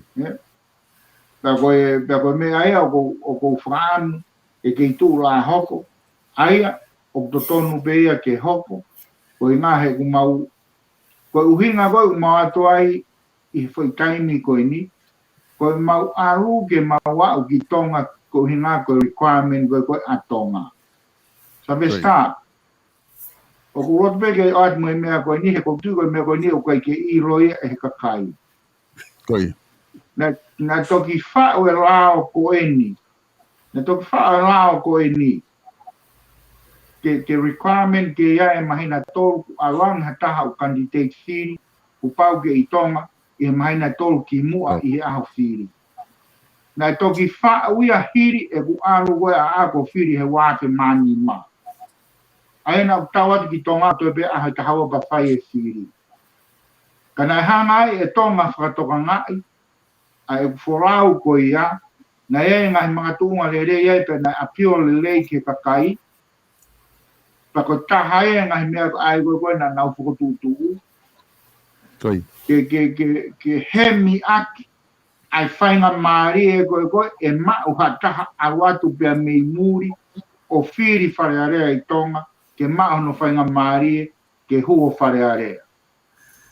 Ai ko whinga poko e ni ke ta ofi, ka whasisi a ke whenga maari o nau tōko u nofo muri, ke o ato mahana o whenga maari, ke hu ki loto ke whare area, ke tātao ke kai koe ae, o nau hanga vilohi mo te kai, ai ka no mika mo ui koe atonga. O koutui, o taha e mea whakaroroma au pita o pito.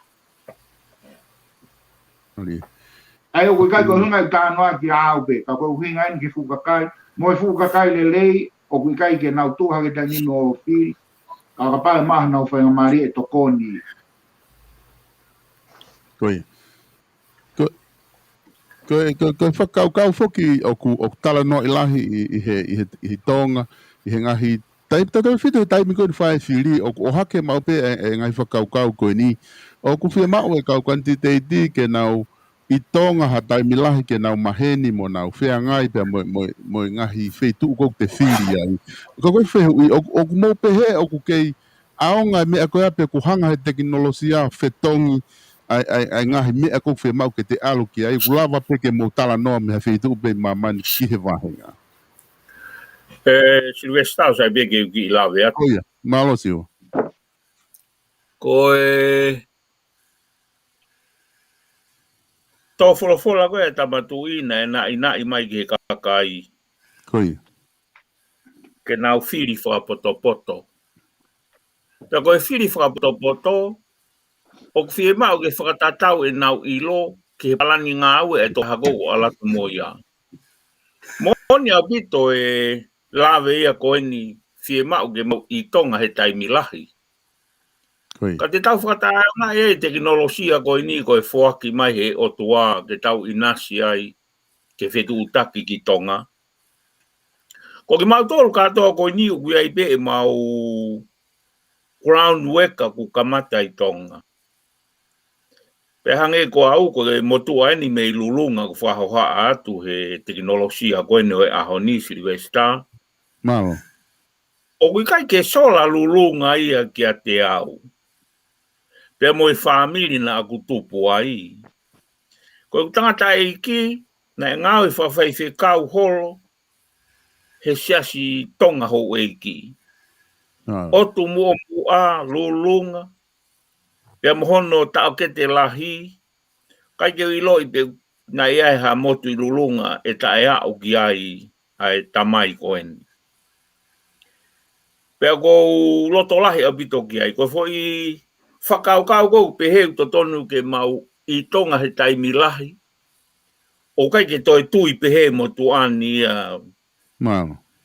ko foi mea ko ala tau mo ia ko hono tokoni e kakai ke liriu e nau whahinga system whiri ke whiri ke hataha o aluatu moha palani ngā ue ke whakotu utu o kamata me pure anga whakakolo ai langa whonua o kai ke wha langa whonua e loto whalearea ko mea ko mau whengai ki loto whalearea he ko whalearea ko whaua e la mo ngai polosi ko e ke toko ni ia e ngai taumua ngā ue ke ngai wahe ke ngai pure anga whakakolo ke e whihia ka kai koe u whaka koloa aki nau tolo e whatongia ke nau whai aki re rei taha te nau malawa.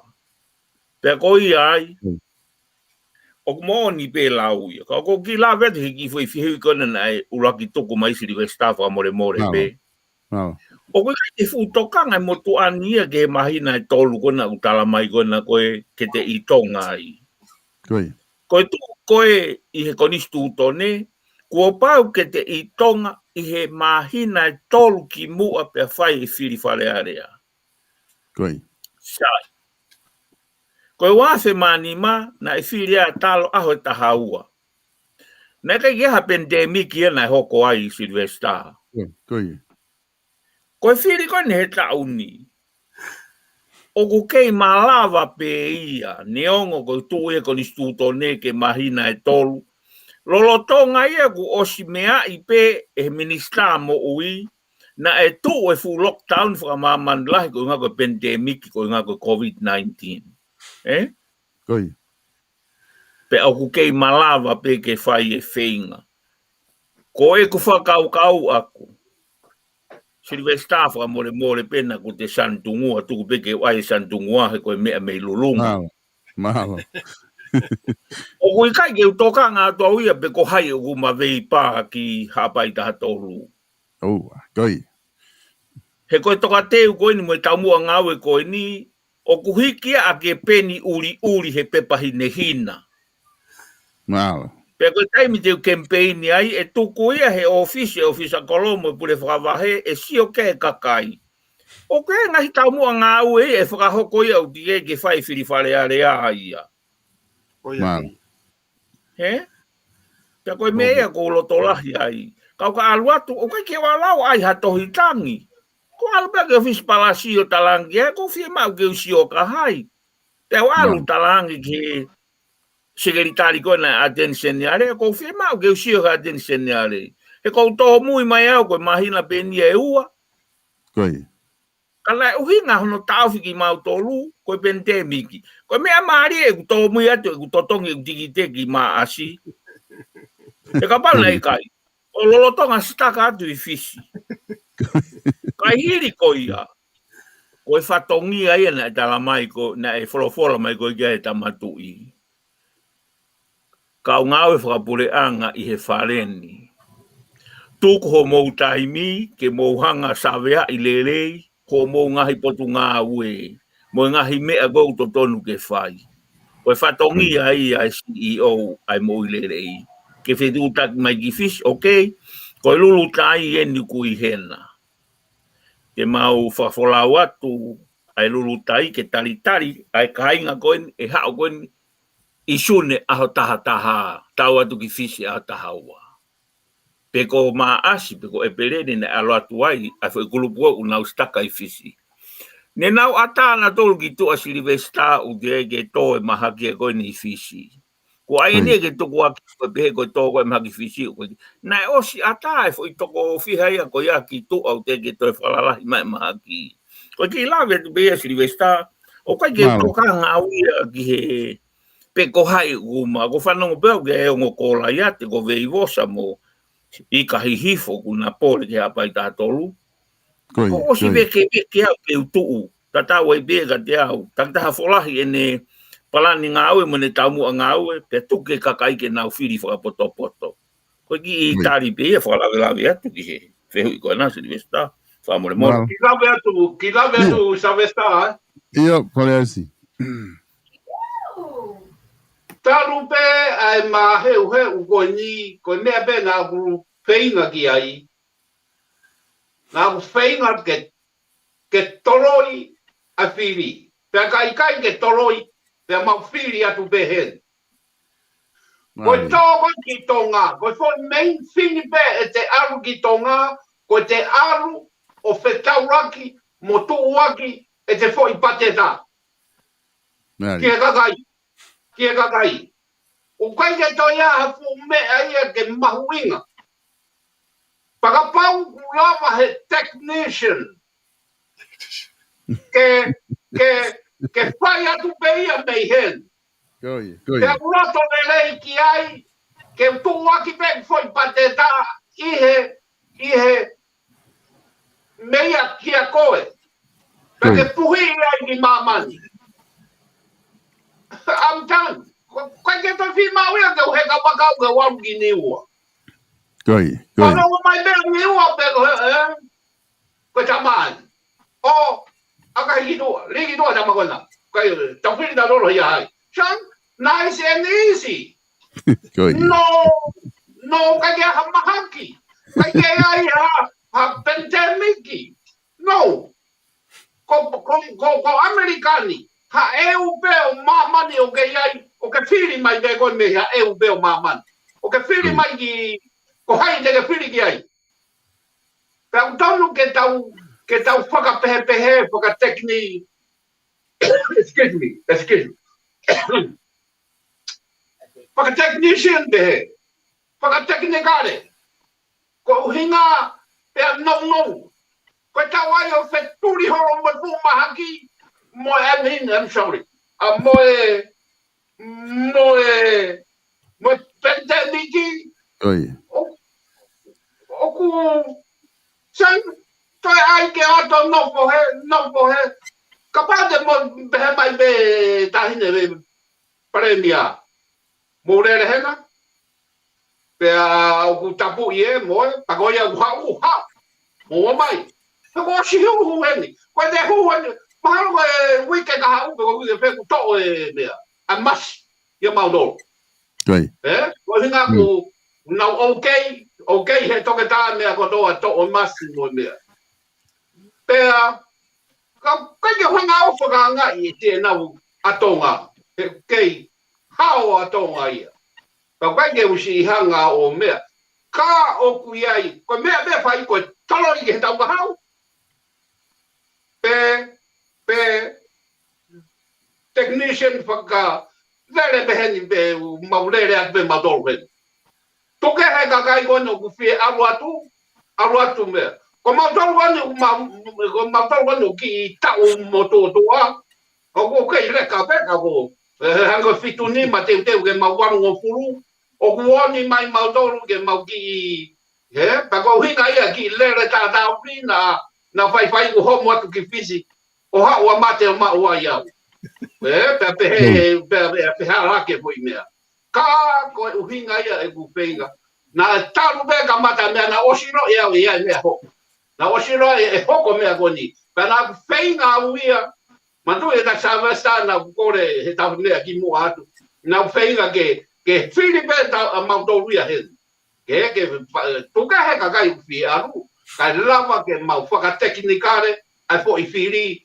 O fili pe heni, ko ha no fima. Ko fi mau pe mau iai. Ko hui ke pro ko ha. O fi mau e passport li atu. Ko fu tonga mau do. O ko ga ngai ke to so apu. Ha me o ha mu ha ta wala ba ha ke chi atu ka ko. No. Tau aru he whaka laka e taimi. Uhi pe te tau no tuku ai pe mahaki heni. Mau nofo moia heni. Ka tau whiri atu behena, o ka pau o kumouru. Paka pau I kai, mohonga tau ai whiri. Tau whiri o toki oi whahe tau kahau. O atu behe tau kahau o I kai tau stop pai heo, nopo he. Koene whaka lelei sai taha ia mo ene. Whaka lao, be whaka lotu, be whaka lau marie, bea. Ko ia be savesta. Wow. O si mahina benia ku e toki alo fare aisia I laine o November po December. Ai lau ga me fare aisia na green to you, green to me. Sai Mari e fare aisi. Ko mahina be whakau ko wai fe hui heni e ka tangata ku o mai ai pehe e lotonga ko ni tau talanoa ko ni. ke kai ke mo folau ke wahenga ma o time feunga ke mo folau ke wahenga ka tau polokalama pe me murini o ko mai ta ko ni ene feu pe he o ko mo fai nai ha savea ki he mo ngahi wahenga fili o ku wa tu ki ai ngahi polokalama ko ni tau whakahoko me he ni mo ngahi le ti o ke he mo whakahoko i muri pe ikai Silvestar sabe que o lá Io. me gai. Alo sio. Ko e tola he ku ka o mui he ku ka o crown work ko i tonga. Malo. O me o pe tau polo kalama ku na pos he o pesi a mautolu me lulunga. Oh, Pe o afeta. ku toi pos ai foki mo e tae mo tuani o ku whakakau atuai e ngahi taumu anga au ai ko e me na e tofolo ke ta matui fikau aki mo uile rei ako ya mo e langa fra ekonomika pe ko tohi ia tuai ko tau tala ena me loto tatau o ku whakama uki ai e tau ngahi taumu anga au e Afeta. ko e taumu anga au e ko ala tu moia e toki fofola pe ia he aho ko tu ai tonga ka ui kai ke ka ko e moilere ia ko mo langa fa ekonomika pe mo tau e ai faloloma ke fai to ko na tapu o ko i loto ai e uha ai uho e palani ngau e ko no ko tau mo ke fa hoko atu ko ki me be ko tokanga ki ai Malo. ai ko tonga ia o ko pehe kai ai ha ku mahina e u ai tonga ko osi feunga anoa begi ate au. Ake uhinga koe ni. E ko loto pe ke piki pe ke whai ka vei koula ho tau motu tupu anga. O ku ui ko e whetauhi aki. Whetauhi aki ho tau ngahi wā mo e kakai. Ke mahino pe ki hoku wahe haapai taha tolu. O ko ulele atu pe au kakau holo he u otu motu ko e ofa ka nau tolu. He kai ke u nofu atu pe Amerikani pe au loto ke u whiri. Ka u tonu ke u au tonu ka nau tolu, ke u talanoa mo ki nau tolu. Pe au tuu he whei tuu ko u nau tuu ai ke mau tuu whakataha, pe mau langa whakataha, au mua ngawe ko ulele atu moi a. Ko e pe Silvestar ki whalawe atu koen. Malo pito. Ki lawe atu Savesta? Io, vorresti. Koe mea whoki e Savesta koe. Koe whakatonga e malanga koe e tōporopora. Koe. Nai pehe he tama. Nai pehe he tōporopora. O kuiai e whanki sekta a pure anga. O toi alatu sekta, o toi alatu e pure anga ia kakai koe ngā uka pure anga o puke mai. Tau te whita fu kakai whare area. Mahino? Koe. Anga kono koe tau whakatata ke whanki sekta kona koe newspaper. Siang osi tanu ke hanga ko mau puhi atu ka koe mamani. Puhi e koe mamani. Hapo mai ia he ki leti o meitonga koe. Pene puhi e meitonga e ia ki niua topu tapu. Koe. Hapai. Wawau. Mahino. Ka kuia e whanki sekta ia whanki mea ia e kautama he loto whare area. Puke mai nau toro whanki sekta koe ia koe. Koe nusi pepa koe leti o. Tesa.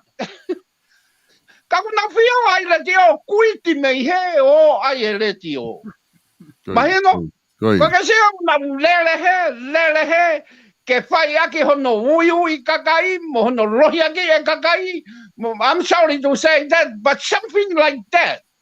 Ko hinga ia una lele ua ai to ruai. A foi puru e taha he akapuru. O koe akapuru ka foi puru pe taha. U te lele mo ia. Ka wea kakai ia una efe na tore puru basketi poro. Mo foi puru akapuru lele mo ia. Mahino? Ko fe neba kolo te ke lele tata oi. Eh? Ko mea ia koe o whenga mai tama. Mo nofo mau ki he mea be am pure anga. Ko mau nofo o fai e fu alea mo e mea I he ka koe, mau nofo koe, te si atu ki taia, wea tamai au telefoni be ia. O mea, ko mea ko sai ai koe tau sio mea, wea kau tamai au telefoni be ia. Ai maha koe tamai e ne kau tamana, teksi atu e ne kau tamana. Behe mo behe. Ka tau te fito ke mea koe ko newspaper. O ku tonu hanga ko koe. Mau puhi atu ka koe, puhi he tamai ai tonga ki niua. Oh my goodness. Foi minute pego ni. Foi minute pego ni. Toko to atu he loto whare kau niua. Mai no? Kai ke toe mea. Ke toe. Koe whakalaka ia e taimi. Koe whakalaka ia e kuonga. Koe laka ia e taimi. Koe laka ia e kuonga. Koe mea ia kou whi mau he tama. Ai whahinga whakalaka. Koe a ko ia. Koe ekonomi. Koe whakalaka koe ako. Koe ekonomi. Koe mawile rei. Katoa. I he fo I ngāu e oku aonga pe unga pe mo pure anga. There's economy. There's the money. Mo ile rei. Mai no? Povo. Koe ki mea pe ia oku uhinga tia I. Koia. Oku fia kau ni wau nau tohi pehe ni whareais. Ta mai koe ke nau whaatatari ke nau heka meri, waka meri mei. Meni ua ki tonga tapu. Tawata. Ai uro. Koia. Whakawhetai pea ku whamawhana pita koe. I te lawe tu be sa vesta. Ia tau. Wogi fe lawe tu be ko hinga fogi ko e lawe me kona se hui. Pe ku mahu inga ke mauitonga ke maheni pe mwe kakai. Koia. O ku moone au bita. Koe anga foge ku wakai hange koni ko au. Ko ta'u ene whaafitu e mawahe be meitonga. Aia te uhinga behen ko wahenga ko o ku. Aina ko alo whiri be mei ai. Koia. Ko to'u ko eni tamaiki I he ahoni. Aia ui kai ke u lawe ia e ao. Ko kehe ka pau te u e whahoko mai nau mātua pe koe nau whanga kui, koe nau kui. Ko nau tōru ia ka kai ai te u lawe I. Aia ku mahau inga a bita whok ke u aru ke whiohe pa mo crossroad koe o hoku wāhanga. Ai ko nau tōru ia ai ka kai ai ko to'u ia o e ahoni o ku nau no fo'i. No fo'i ai ngahi koro koe I he wāhanga koe no ko aru siri mei ai. Ka ko whaambeke mahino kia ki nau tōru o kuia e mea ai au mahau inga a bita pito na te mau tōru koe ni ai ku mau hau koe ni ki murini. O kuia e ngahi koroa ai au mau rama ke hau o iro pe mo ngahi matapā ke whaawa pe mei murini ke inasi ai. A tau tōru koea, o nau tōru koea ai au ki tonga. Ai koe ngahi koroa koea, mo ngahi matapā koea, o kai ke marama ke wha mauia, e nau tōru pe koe ai o nofo I tonga. Ka kuhange koe ni koe whatanoa koea, ku tau fōu mai ai, I he ngahi aho koe ni ko hiri, ngahi programa koe ni ko hiri o whikau aki mo apiako koe ni, ko nau hanga whakatā, ke ome tau whanau, ke nau hao maa whenga maari ke ako ai. Ko tahai hana tāpua ki maunga o ngā wika o pito, ke o tau whanua whakakatoa. Aewe ngahi whainga maari e peheni, ka mo ngahi lelei lahi, ko whai pege ngahi whakatara noa, ihe ngahi polo kalama, ka o tui. O mātu aki mahu inga au pito ia, ke o atu pia muia pa koe mahu inga ia. O rāma atu pia mo nau tō aini, o ko atu pia mi murini, o kai ngāta pēkia ki mau tō koe ni. A taha pē me ngai whanua muri, o kune rāma ke wholau, o kau he kia ndi teiti ki tonga, ka ku aru whoki, pa mo ngahi tau kē, pa mo ngahi matapā ai e rāma, ki whakalawe tonga I he ngai whainga maari ko ia, la ko tui.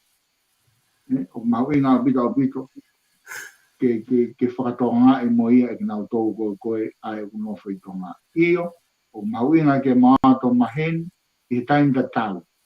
O mauinga au pito ane. Ke o ate ngai whainga maari koe ni, ke mau ia e tau whanau mo tōu tupu, mo nau tōu koe ai upitonga, he koe mahu inga ia, koe ka kai koe ni, hange ko tau tōu aia, ko tau hao whakapaya ngui. Koe besa vesta. Malapito, e tau, oku tui whoki oku. Pea ko tui e pōlahi ki ai e kakai oku nau mamata henga I pōkalama ku whahoko he IKALE VAKAI. E hanga e kau kandidati koe ni IKALE VAKAI o liliu e me alahi. I e tau whiri I tonga ki henga higi. Wheitu koe ni o ku whai kia kempeini. Ka koe whehui koe ni o kua mai he tokotaha koe ni. Koe hanai ha mou ka hiriang e whiri November. O ku kei whiri mai pe he kakai ia ai kau whakafofonga tatau pe. Koe hanai ha mea ku mou whakaukau kai e hoko ka pau e awhio mai tu I ia. O siang e ne tō wholofola te whiri mai pe kakai tatau pe. Koe mea koe ni ku mamalanga kia malanga pe te tatoafa o ko ulamei I ngai pōkalama ai e ko wahoko mai talo tau kamata mai o ku o atu maa be I malanga pe mo te tatoafa ko ngai tau mua aini o ku ngā aue ki ai ki mautoro koe ni pena whakamamawha ia e siua I taha ngai pōkalama ko ulamei ko manatu ki ai ko hae tu kunga o ia o ku mau atu ke whiri pe omi he kakai ai mea ai o ku nau roto ki nau tō ki ai. O ku ikai au pito ke taofi ai. Ai ngahi ngāu e koe ni ai ni o ku mau veke ke kei whakahoko pe ia mai kakai ho tau whumua. Neongo, ai mau whaamu ko hinga ke mau mao ha whainga maari ke omi he kakai ha mau whainga maari ke mau hu ki whainga rea. Kono hinga whoki he tokoni, au pito, I kai ke ngata I hono whakawawei, o I ngahi u tau mua ngā au e koe ni, kai toi whaingo fuangi whoki. Ke lawa ke whahoko a iwi koia mo e pā koia ku omi, I he whare areapa mo e pure a ngā ke te tau tōu, ke whahoko aki ai u whatongi, u kore mo I ngahi u mā koe ni, ke hono tuki ke whakaapa koe ngā ke whakatafe mai, ai ngahi re me ngahi monu ia koe ni ki tonga. Ai koe mea bea o ku mau whaamu ki ai. Regardless, pe hanga I kakai o omi ha mau whainga maari, ka au kei hoko atu pe, ai ngā ue, o ka pāpu I kai ke nau omi ha mau whainga maari. Ange bea koe tānua koe nai whaine nai, koe api ako, o ku I kai koe api ako ia, o ku uhinga hau o mai ko whakaaringa rerei, ke te ke mātou ki he whiri whare area. Ko mea bea na o swhai bea ngā ue ki ai, ngai tāu koe ni ko hiri, o se nia tāu e ua, pia me iai, o kei hoko atu pe, a whainga maari e koe ki api ako, o ka pau e omi he ka kai ha mau whainga maari, e toi le leian, mo whainga fua mo vāwean, ka pau e kai, o kei hoko atu pe ngā ue, o e api ako. Pafida. Malo pito e talo. Savesta. Koe. Savesta ko kipi. Io. Koe na mo tua ha mau koro. Kono foha koe leanga ta koe ai ato mea kai. Pe koe lea mo tua o vea. Tuku a ia he kuo ke ta mangoi. Pe ka pau e aru atu. Kui kai ke whiri mau toru. Pea tuku atu a ia he kuo nau ta mangoi. Whange koe koe fu kau whiri e ni. Tuku atu veke nau si I whe ao mo nau toru. Ke nau wau atu ki ai. Ha tau e tau e whango puru.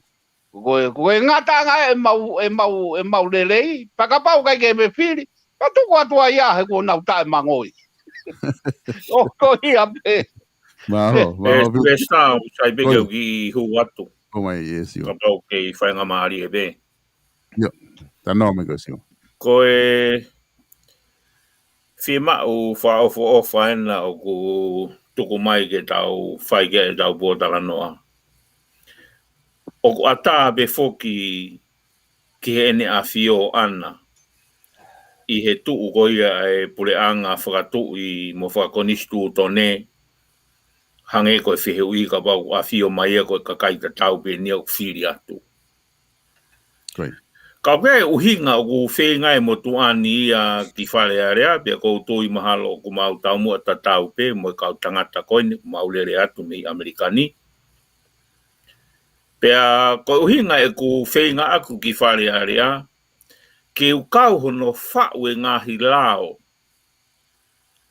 ke toko ni e pure anga whakakolo, ke nau e fihia ki honau ngahi whatongia, ke nau whakalere e pure anga koe ni o whakatatau mo fie mau, aene a fio o whatatau ke tō flofolo na tatu whanong ke a ono ko ni mahinani.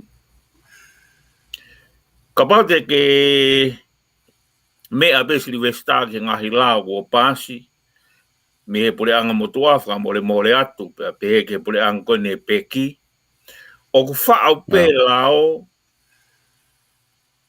koe whakatau mua pe ke he mawhai. Pea koe taha ia e mea, te umalanga i lahi ko katoa ki loto. O tatau ai pia pe koe tawhaaki whē, te utalanga na utolu. Mou ofa mai. Koe wharen, ka tau hū mai pe koe whumango kona utu he tua whare koe ni o e whare koe ni o tau whakataha ai. Pea tau atu ai e tau whakapāti. Ka tau hū mai ki he ni koe kau whakafofonga mo kau ngāu e mai e pure anga o tonga. Te tau langa ho tau whanua ake hangai whotu utu. O ku whiunga ke whakaloku fua ki ai whi mao e kakai. Ko ki tare bea guia Silvesta o whakatatau mo e whi mao mai ko e nā malo o pito. Malo pito. O ko ilo pena o whenga he whiawhini ke lava ke tau o ki he ku ka whahu fuke patseti ki whare area. Ka neo ngoia ko ngā ko tataimi e te utuku atu ai takai whaosi ke mo whama opo mai ai tau tala noa ko he whiawhini. Ka uki ka tau toki ia he wikahau ki he patseti ko ni ko whahu i whare area. Ko e konga mahu inga ni e toko taha whare area i he taimu na hua ki whare area. Taimu na utala noa ia e ngahi lao ko ni o patseti ki he whonua pia koutui ko ngahi polisi lahi ai IKALE VAKAI o ku whikau akto nuia mo ngahi whakalakalaka whakaekonomika pia mo yako pia mo ui tai maari ai a tonga.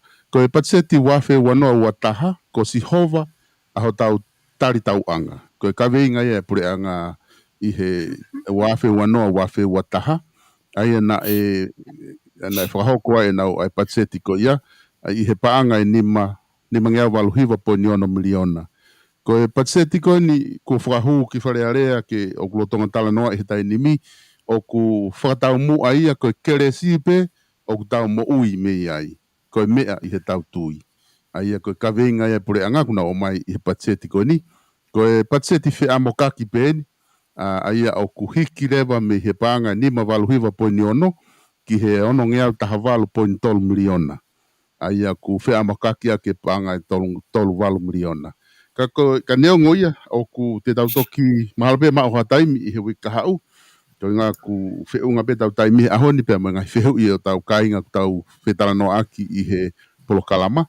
Ka te tau toki whiunga ke tau toki atu ke tau patseti ka pai a whainga maria. Pa mo ngahi isi upe te mo tala noa ki ai i he wike kahau. Ka ko o atu e whainga maria ko ni ke tau whama opo mai. Tau kamata mai pe mea talo. Tau hawai pe ke siua ki he ke whare aisi pia whaosa mai ka siua pa tau toki alurewa ki a maumalanga. Pamalo tu i whaamari o e whiawhini sa vesta. Malo. Ko i ngā ku whaambe ke whahoko atu. E ho eik mai kainga tonga aini o ku tau whakoutua i murini. Ke kau atu mua i ho o tānoa o tau whamiri maheni mo tau kāinga koe e tonga. Ke nau whiri mua ia ki mautou. E tefto I uhinga, ke wawa, ke whakatafoki mai a tonga, ke mau mo ui, pe mehe ngahle rei ko ia, koe whunua koeni, koe whunua hau, koe whunua e tā o wha, ko Amerika. Tefto I kore ia, o e whiwhine o ko whaamu, ke whakahoko atu ke tangata pa mo whiwhine tonga ko tō pēa ku ke mea mai he whiwhine. Pāpāpat, ta ko te tawa. Malo pito e talo mauinga e whareaisi e ki whamapopo mai tani. Malo pito Savesta. Ko malo katalo pe pehe ki a siua. Ko e lava lele ia e porokalama e whiawhini, pehe ka maumalanga, pehe ka te vita. Pehe ka naki nautoro wai ke lava mai he whiawhini. Ki he mea o whapege painga maari e wikahau. Ko e ia ko e oku ia e rea tonga oku pehe whakaau pe manu ki toku. Ko e toku a ko e manu puna ko nau tupu anga ko toku. E alu e manu puna I tonga mo mamani ka ko taimi ko e mate ai e foki pe ia ki toku. Da ko uhinga ia oku tau whai ai u mea ko e ni. Te tau alu, ka te tau foki pe ki toku. Ko e ha e tau ki I whakatotola a e whai. Ko uhinga ia oku tau foki ai ki o tau ponua tupu anga. Ko e ha haki I lelei, ko e ha mea whakasino, whakalau marie, whakaenofo, whakaeako, whakaekonomi, whakamoui lelei. Ko e tau whenga pe ke foki, ke auto e manu ki toku. O whātu ka maudoru he whiawhini, o whātu ki he kakai e oku mea mai he ngaruea, pea mau whiawhia ke taitale rei maudoru. O whātu, malo a pizza vesa. Malo pito e whareaisi e siwa. E Silvesta ko whamalo ate whamari koe nuku toko mai ka teo ke whai atoha ki whamabo. E ko lawe hifo he kau mui mai he tau polo kalama he whiawhini. O ko utu ilahi nei ai ni ihi e na tige ki nau maa mena toi tau ngahi polo kalama ku tau lere mai ai he ngahi taimi lahi. Ko nau hu mai nau tolo whiehu I mai he pōni he whai polo kalama ia mahalo ko he Oceania e wike whāme ai talo I tau lere mai. Ka koe me ena e nofo ai ku ulaki polo kalama. Ko e tuunga lalahi e whā, o ku wahe ki ai he ekonomika, ai whakatupu koloa, ma ai motu ko tonga. Ko whika ulaki ko e kere pia mo o seni. Ka hekai ki uto e whoki au ke Sri Westa. Malo. Kono inga ka poku nau fie whoki ke upolo kalama ko nuku osi nau whoki pehe te nau mau bi metali. Ko loto au ke uwha maa popo atu au, kai ke uto e loto au ke uwha maa popo te mea koe nau lawe ke Sri Westa. E kono uhinga ena aku kore atu ai ki he kau whanongo mo ki nau tolo kotoa besi o kai ngā tonga. O ko mou mea mai ke whakahoha atu e motu ani me haapai taha tolu. Ke whakaawa ha kihi I loki ho loto. Ke whanongo tau ataina mai ki he whakamatala o kou whai. Pea ose I whakamatala, o kai ke lawe I mai e hataha ia ha foi whehui o pehe mai. E hapai taha tolu. Ka koe haho o mea au te ke solova aki hono a au e u puha mo u container mo u mea gutati me ka kia hafu I whehui pehe. He kapana e whai maha whehui pehe Sri Westa. Te whakamatala atu ke ngahi uni mea. E solova e ngahi parabarema ko ia. Ai koe ngahi uni mea ko ia, koe uni mea ia o e senturi wanoa mo senturi wataha. Ko osi a usia he motua koe ni. Sai. Ko veke au he ko osi mui I mai e au e fo I patseti ko e ni Silvestra pa ko whakamore atu ko veke whaka e motua haapai. Wow. Te au pehe anga e tau mea. Wawa aulahi, tonga eiki, pe mo haapai veu. Keu ki hua te haapai veu ko hinga keu ki I hoko atu au I he mea gona o ke lau mai ai te tau tuku polo kalama. Ka te tau tuku polo kalama pita tua ka kolotoa ke hoko atu ai. Silvestar pa ko whakamore more te ko silo I peku ke o si teu le rei koi ki he tau polo kalama hoko ke tau polo kalama sai.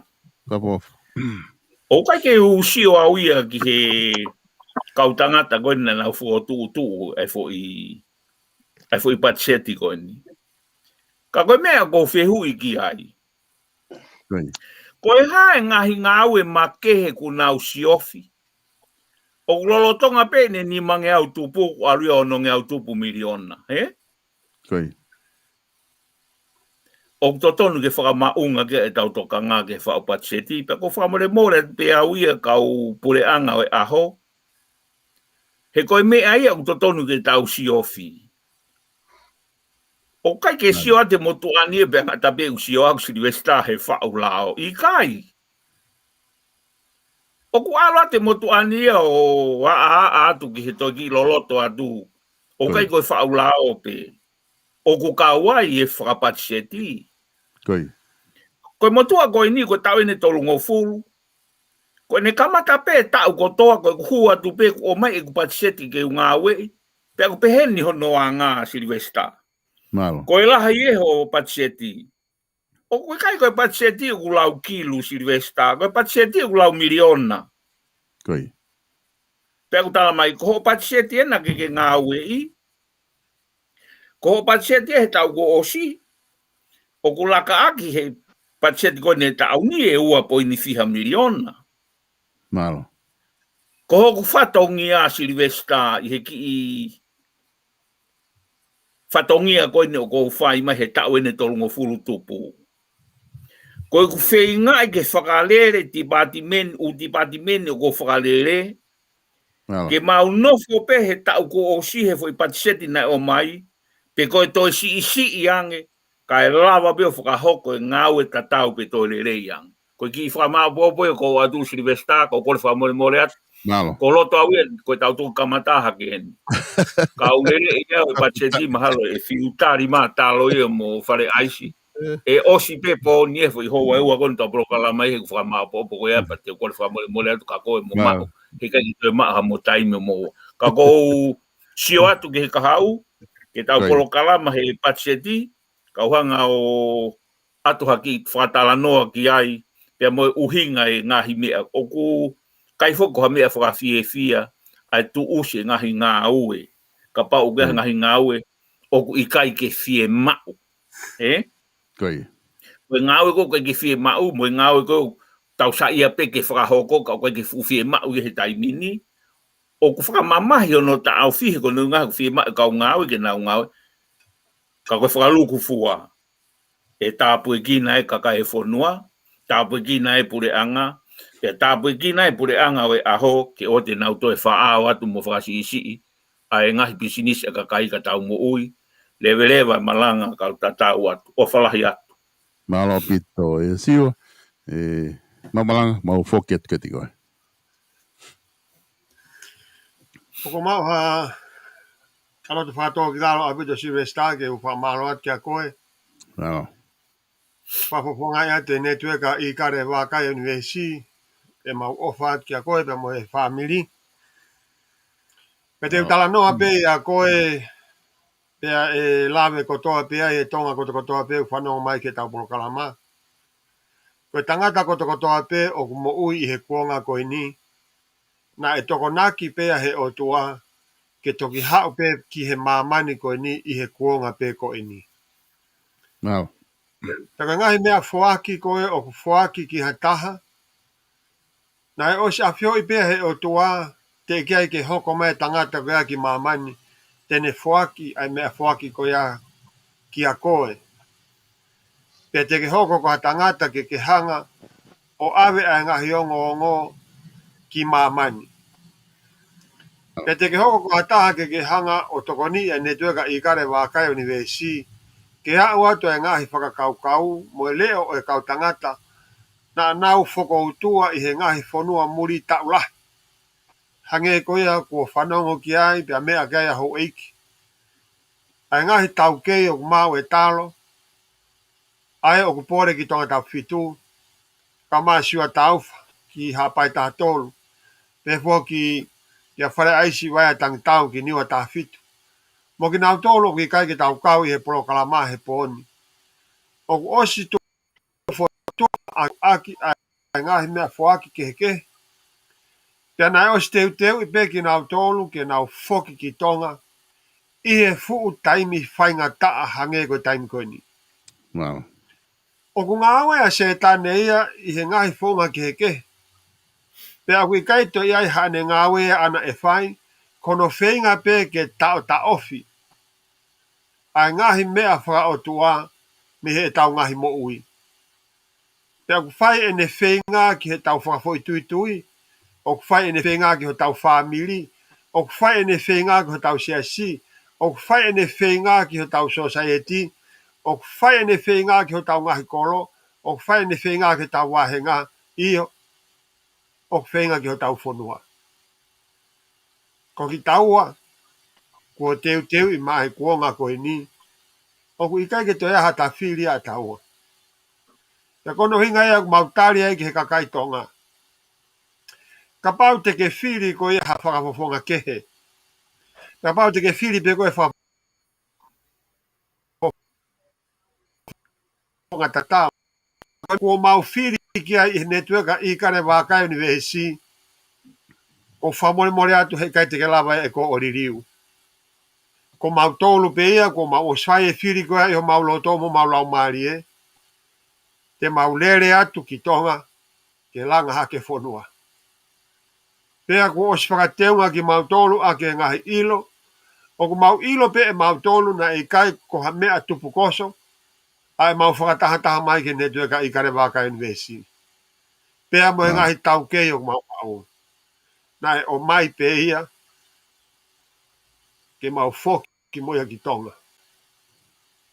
Pea ke mau kei tala ki he ka tonga. O ko mau whamalo atu, i ona whakahingoa e ngahi pacheti, ke ngahi mea ai o tua. O kuia he tala noa, o lawe i pehe kakai, o mea i pehe o eiki. Pea ilo pehe karistiane koto a pe. E au ke aho kuia e toko lahe kakai, o nau pehe mai eiki. Ka hanga kehe. O whai a pehe whakawhea ngai, i he rea pe. Ko netueka IKALE VAKAI UNIVEESI, si vesta. Nalo. E tala e taimi. Ko whaampe ke whakamahino atu ki he tonga koto a pe. Ko e tau apia ko korisi ko eni i Amerikani o kunau toko ni i hareka pe e os pe me he korisi. Ko os o mai application ni o kuia te au. Pak mau whaamu ke ongo atu ki he kautonga koto a pe kui Amerikani. Ko hinga o kuwhie mao ke toko ni i ai whanau me tonga ke nau hau. Pea kono toko ni i koe ki nau tolu ke nau hau. Ke nau hau. O mau hanga he monu hanga he tāpuaki. Ke osi e nā kō. Pena wau sia tolu ngahi tuunga ma kehe ange me te tau tolu. Taka ea sia whamiri o nau tuku hau sia i tonga. Pa tau mau peha loto ofa ke tau hanga whelau lau. Ka tau toko ni ki nau tolu.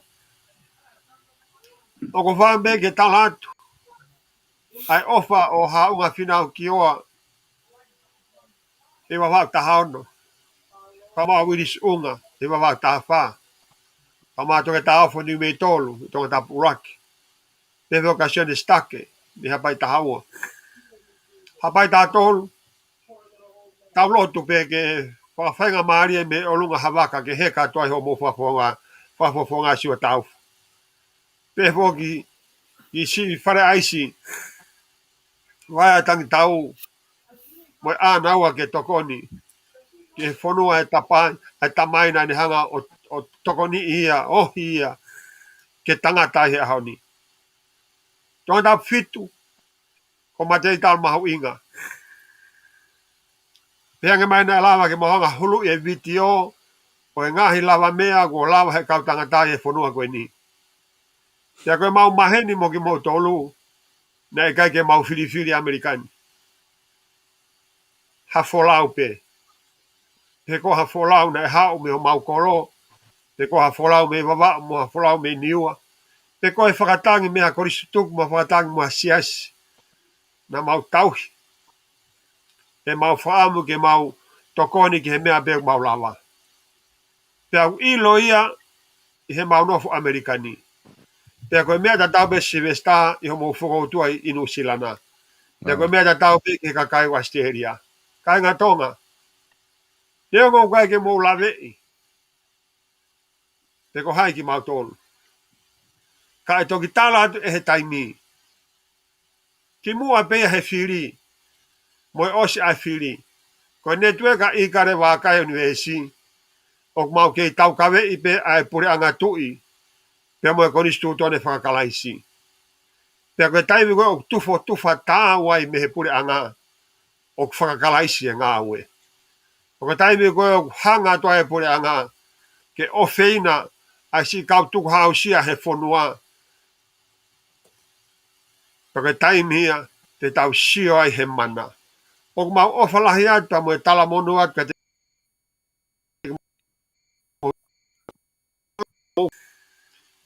o mau lotu atu mak mo tolu. Pa malo atu paremia kau maa kau minista ai ngau e maho tau whanua. Hai hatonga e tai fia i he kei hao pe atonga i he maki whakaauha. O e ua noa ua taha. Kakotonga. O mau kore atu. O whainga maari e ai tunga mātua ai netweka IKALE VAKAI UNIVEESI. Ke nau wholau atu. Pea mo e tokoni makehe. Ki ono langa ho tau whanua. Koia e whakamāpopo o mau whai atu. Lewe malanga kai tau atu. Malo. Koe ngā taia ka inga homo polokalama koia pe mo e IKALE VAKAI ki e whiawhini. Koe talate wena e polokalama ki hui kahau. Toki whai ha wakai ai ki he tua. O ki ai tau patseti ki he tauni. Pe mi he pure anga tonga. Whatama pino rei atu ki apina. Ka mo te mea mai pe taim tatau i he hui kahau. Ke mo polokalama koia IKALE VAKAI i he UNIVEESI ka mo pouria.